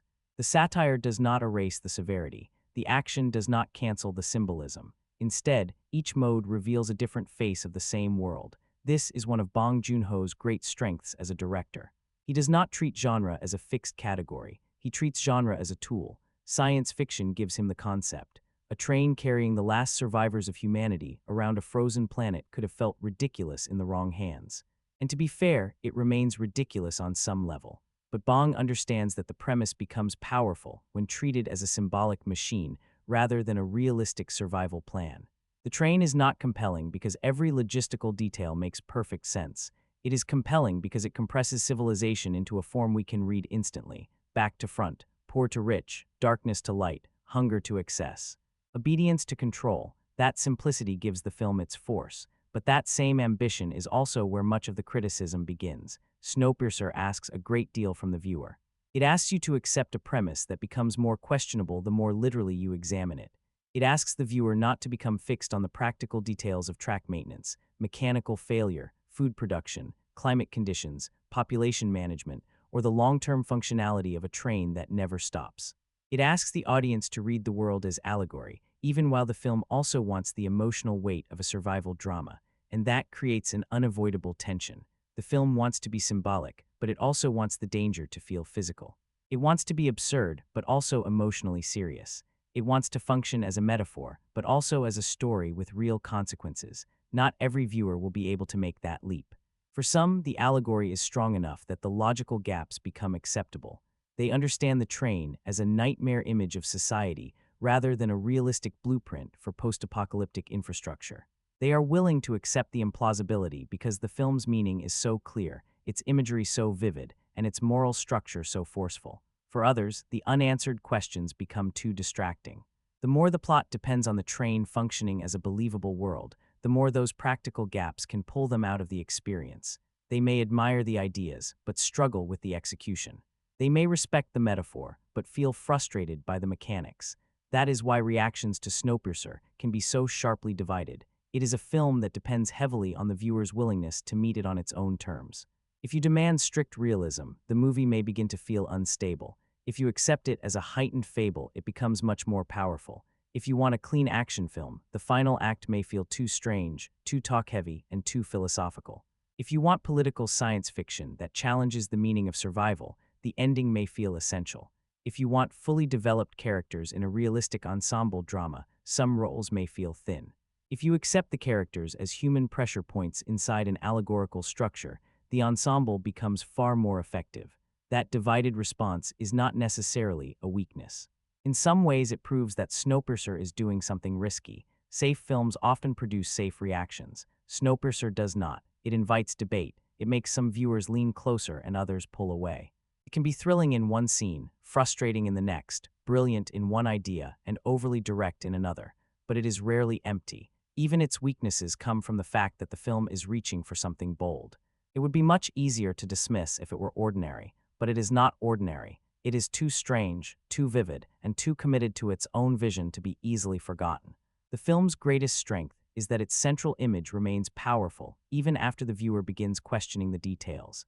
A train moving endlessly through a frozen world, carrying the final survivors of humanity inside a sharply divided social order, that is an image with immediate force. It is simple enough to understand instantly, but rich enough to keep unfolding after the film ends. It speaks about class. It speaks about environmental disaster. It speaks about technological arrogance. It speaks about systems that continue moving without truly progressing. It speaks about how those at the top can construct entire philosophies around the suffering of those beneath them. That single image contains the entire film. Its greatest weakness is that the image is sometimes stronger than the plot built around it. The metaphor can overpower the mechanics. The symbolic structure can make certain events feel arranged rather than organic. Some characters can feel like functions within the argument. Some revelations can feel too heavy. Some action beats can become repetitive. Some world-building questions remain unanswered in ways that will trouble viewers who need a firmer foundation.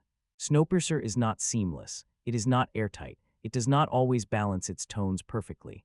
At times, it asks the audience to trust the power of the idea even when the storytelling around it begins to strain. But there is something valuable about a film willing to strain in that way. Snowpiercer has the courage of its own excess. It does not reduce itself to the safest version of its premise. It keeps pushing the train until it becomes a prison, a society, a religion, a machine, a metaphor, and finally a question. That kind of ambition naturally creates imperfections because the film is trying to operate on several levels at once. Yet those same levels are what make it memorable. A cleaner version of the story might have been more believable, but it would likely have been less disturbing, less unusual, and far less worth discussing. The ending captures that entire contradiction. It is imperfect but meaningful, abrupt but thematically consistent, ambiguous but not empty. It refuses to provide complete comfort because comfort would betray the film's central argument. Snowpiercer has spent its entire runtime showing that survival can become a lie when it is built on systemic harm. So the final moments cannot simply celebrate survival. They have to ask whether a different kind of life is possible once the machine stops. The answer is not guaranteed, but the possibility matters. That is why Snowpiercer stays in the mind, not because every plot point is perfect, not because every character is fully developed, not because every visual effect is flawless or every tonal shift is smooth. It stays because it has a vision strong enough to survive its imperfections. It gives the audience a world that feels impossible, and yet recognizable, exaggerated, and yet painfully familiar. It shows a society that has escaped extinction, but not injustice. It imagines humanity's last refuge, and then reveals that refuge as another version of the same old hierarchy. It turns the apocalypse into a mirror, and that mirror is not flattering. Snowpiercer suggests that human beings may survive catastrophe without truly changing. They may rebuild systems of control even after the old world has collapsed. They may preserve power, privilege, mythology, and sacrifice even when there are barely any people left. That is what gives the film its bleakness. But the ending also suggests that belief in the system can break. The outside may not be impossible. The train may not be eternal. The engine may not deserve worship. And if that is true, then even after everything, there is still a chance, not certainty, not comfort, but a chance that something beyond the old machine can exist. That is the final power of Snowpiercer. It is not a perfect film, but it is a film with a pulse, a thesis, and a memory. It takes an extreme premise and turns it into a severe question about civilization. It asks whether movement is the same as progress, whether survival is the same as morality, whether order is the same as justice, and whether a system that keeps people alive by diminishing them deserves to continue. These are not small questions, and the film does not answer them neatly. Instead, it leaves us with the image of a machine stopped, a world uncertain, and the faint possibility that humanity may finally have to step outside the story it has been telling itself. One person watches Snowpiercer and sees a breathtaking dystopian achievement, a bold, strange, politically charged vision of class, survival, and human failure compressed into one unforgettable machine. Another person watches the same film and sees something far more blunt, a heavy-handed political cartoon, a metaphor so direct that it sometimes seems to announce itself before the story has room to breathe. One viewer sees the train as one of the most inventive pieces of world building in modern science fiction, a setting so simple and symbolic that every carriage feels like part of a larger argument. Another viewer sees a world that begins to collapse the moment you ask basic practical questions about logistics, mechanics, food, maintenance, population, and long-term survival. One viewer admires the ending because it refuses to hand out easy answers. Another viewer finds that same ending confusing, overloaded, or emotionally unsatisfying. And strangely, all of those reactions make sense. That is what makes Snowpiercer such a compelling film to discuss. It does not produce one clean, unified response. It creates disagreement. It creates friction. It gives viewers enough strength to admire and enough weakness to question. It is not the kind of film that quietly disappears once the credits end. Even when people reject it, they usually reject it for precise reasons. Even when they admire it, they often have to acknowledge its imperfections. That tension is part of its identity. Snowpiercer is not a smooth film, and it never truly tries to be. It is jagged, exaggerated, forceful, and at times deliberately unruly. It does not whisper its ideas. It pushes them into the frame, locks them inside a train car, and makes the audience confront them directly. That lack of subtlety is both its power and its limitation. There are moments where the film's directness feels exhilarating because the metaphor is so clear, so immediate, and so visually alive. The tail section is deprivation. The front is privilege. The train is hierarchy. The engine is ideology. The journey forward is rebellion, discovery, and moral confrontation. There is a certain elegance in the simplicity of that structure. The viewer understands the social order almost instantly. The injustice is felt before anyone needs to explain it. But there are also moments where that same directness can feel too pronounced, as if the film is drawing its lines so boldly that the audience has little room left to discover the meaning independently. For some viewers, that boldness feels like clarity. For others, it feels heavy-handed. The same quality that makes the film powerful for one person may make it frustrating for another. The same is true of the film's internal logic. If Snowpiercer is accepted as a heightened allegory, it becomes deeply effective. If it is approached as hard science fiction, it becomes much more fragile. The train is one of those cinematic ideas that works brilliantly as an image and less perfectly as a practical survival system. A train that never stops, carrying the last survivors of humanity across a frozen world, is unforgettable. But the more literally you examine it, the more questions appear. How does the infrastructure endure? How does the ecosystem remain stable? How does the train continue functioning across years of extreme conditions? How does the population survive the social, biological, mechanical, and psychological pressures of such a sealed world? The film does not spend much time answering those questions because its real interest lies somewhere else. But whether that choice succeeds depends almost entirely on the viewer's tolerance for symbolic storytelling, and that is where Snowpiercer becomes divisive in a very specific way. It is not simply a matter of some viewers understanding the film and others missing it. That would be too easy, and it would be unfair to the film's critics. Snowpiercer genuinely asks for a great deal. It asks the viewer to suspend disbelief, but not casually. It asks the viewer to accept an entire world that operates more like a nightmare, a fable, or a political diagram than a fully realistic society. It asks the audience to care about characters who are sometimes written as human beings and sometimes as symbols within a larger argument. It asks the viewer to follow an action narrative while also reading every space as commentary. It asks us to recognize absurdity, feel alarm during moments of high-stakes confrontation, understand the metaphor, accept the exaggeration, and remain emotionally invested even when the story bends ordinary logic. That is a difficult balance. When it works, the film feels alive with meaning. When it does not, the seams become visible, but even those seams become part of the conversation. Snowpiercer can be brilliant in one scene and frustrating in the next. It can feel profound, then suddenly excessive. It can deliver an image so strong that it seems to summarize an entire social system, then follow it with a plot turn that feels too convenient or too visibly arranged. It can stage action with severe physical force, then slow down into explanation. It can make the viewer admire its visual imagination while still questioning whether the story underneath is as strong as the symbolism built above it. That unevenness is real, but the strange thing is that the film's unevenness does not make it forgettable. If anything, it makes it more memorable because the film is constantly reaching, constantly pushing, constantly trying to become more than a standard genre piece. A forgettable movie does not create this kind of debate. A forgettable movie may be more polished, it may be more logical, it may have fewer visible flaws, but it leaves very little behind. Snowpiercer leaves behind images. It leaves behind arguments. It leaves behind discomfort. The frozen planet beyond the windows, the endless train cutting through a lifeless world. the suffocating darkness of the tail, the sudden eruption of color in the front cars. The grotesque authority figures who make power appear both absurd and frightening. The classroom scene where indoctrination becomes cheerful performance, the confrontations in narrow corridors. The final revelation that survival itself has been built on sacrifice, concealment, and control. These are not images that disappear easily because they are not merely decorative. They carry meaning. That may be the film's greatest strength. It has identity. You may reject its logic, but you remember its world. You may find its politics too direct, but you remember its social structure. You may question the ending, but you remember the question it leaves behind. What is survival worth if dignity has been destroyed in the process? That question is what elevates Snowpiercer beyond a strange dystopian thriller. It turns the entire film into a moral challenge. The train has preserved life, but what kind of life has it preserved? The system has survived, but what has it truly protected besides hierarchy, control, and sanctioned suffering?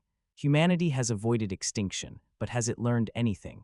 Or has it simply rebuilt the old world in a narrower, colder, more concentrated form? That is why the film can irritate and fascinate at the same time.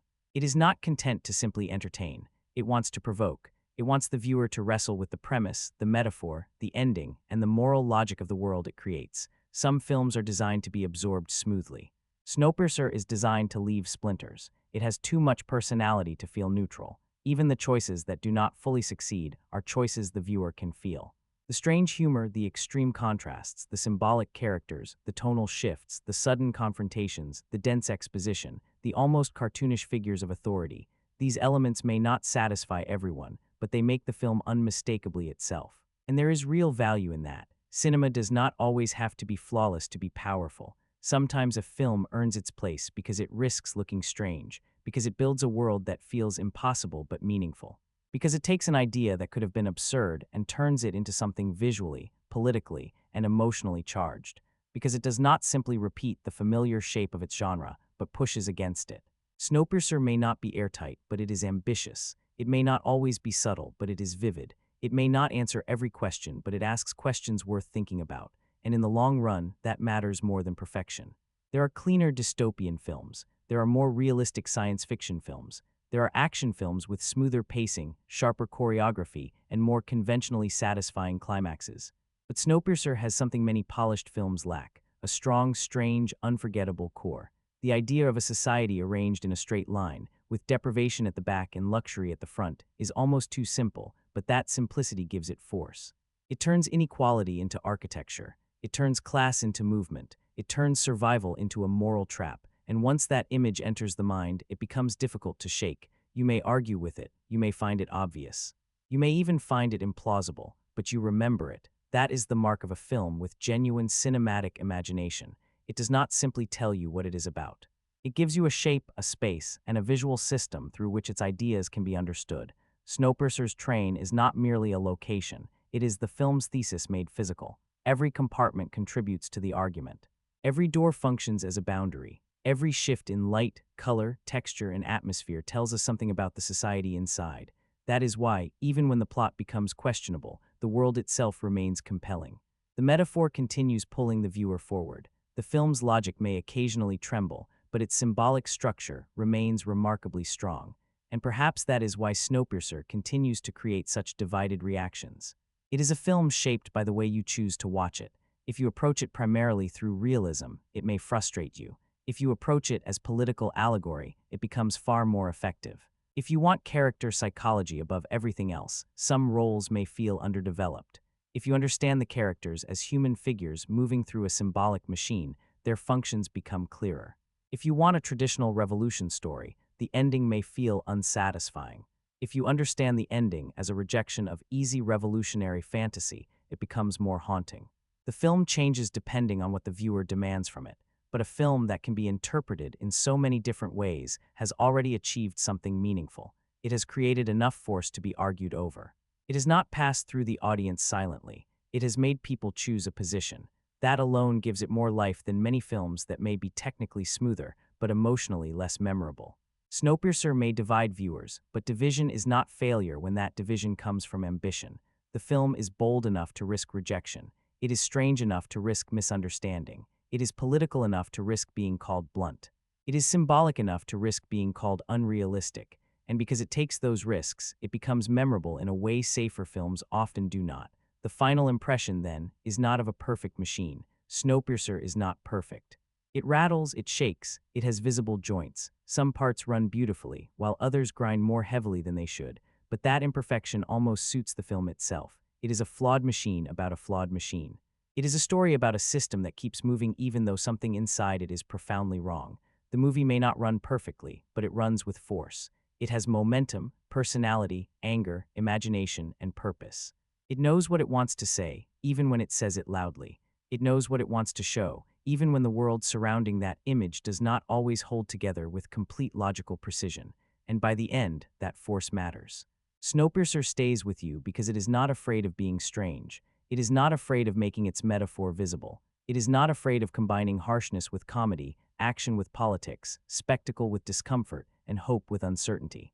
It does not offer the clean satisfaction of a perfectly engineered story. Instead, it offers something rougher, sharper, and more provocative, a world that feels impossible but meaningful, exaggerated but recognizable, flawed but alive. Whether you call it a masterpiece, a mess, or something suspended between the two, Snowpiercer earns its place in the conversation.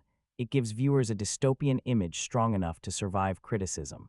It gives science fiction a political edge without hiding behind subtlety. It gives class conflict a physical structure. It gives survival a moral question. And it gives the audience a final uncertainty that lingers longer than a neat ending ever could.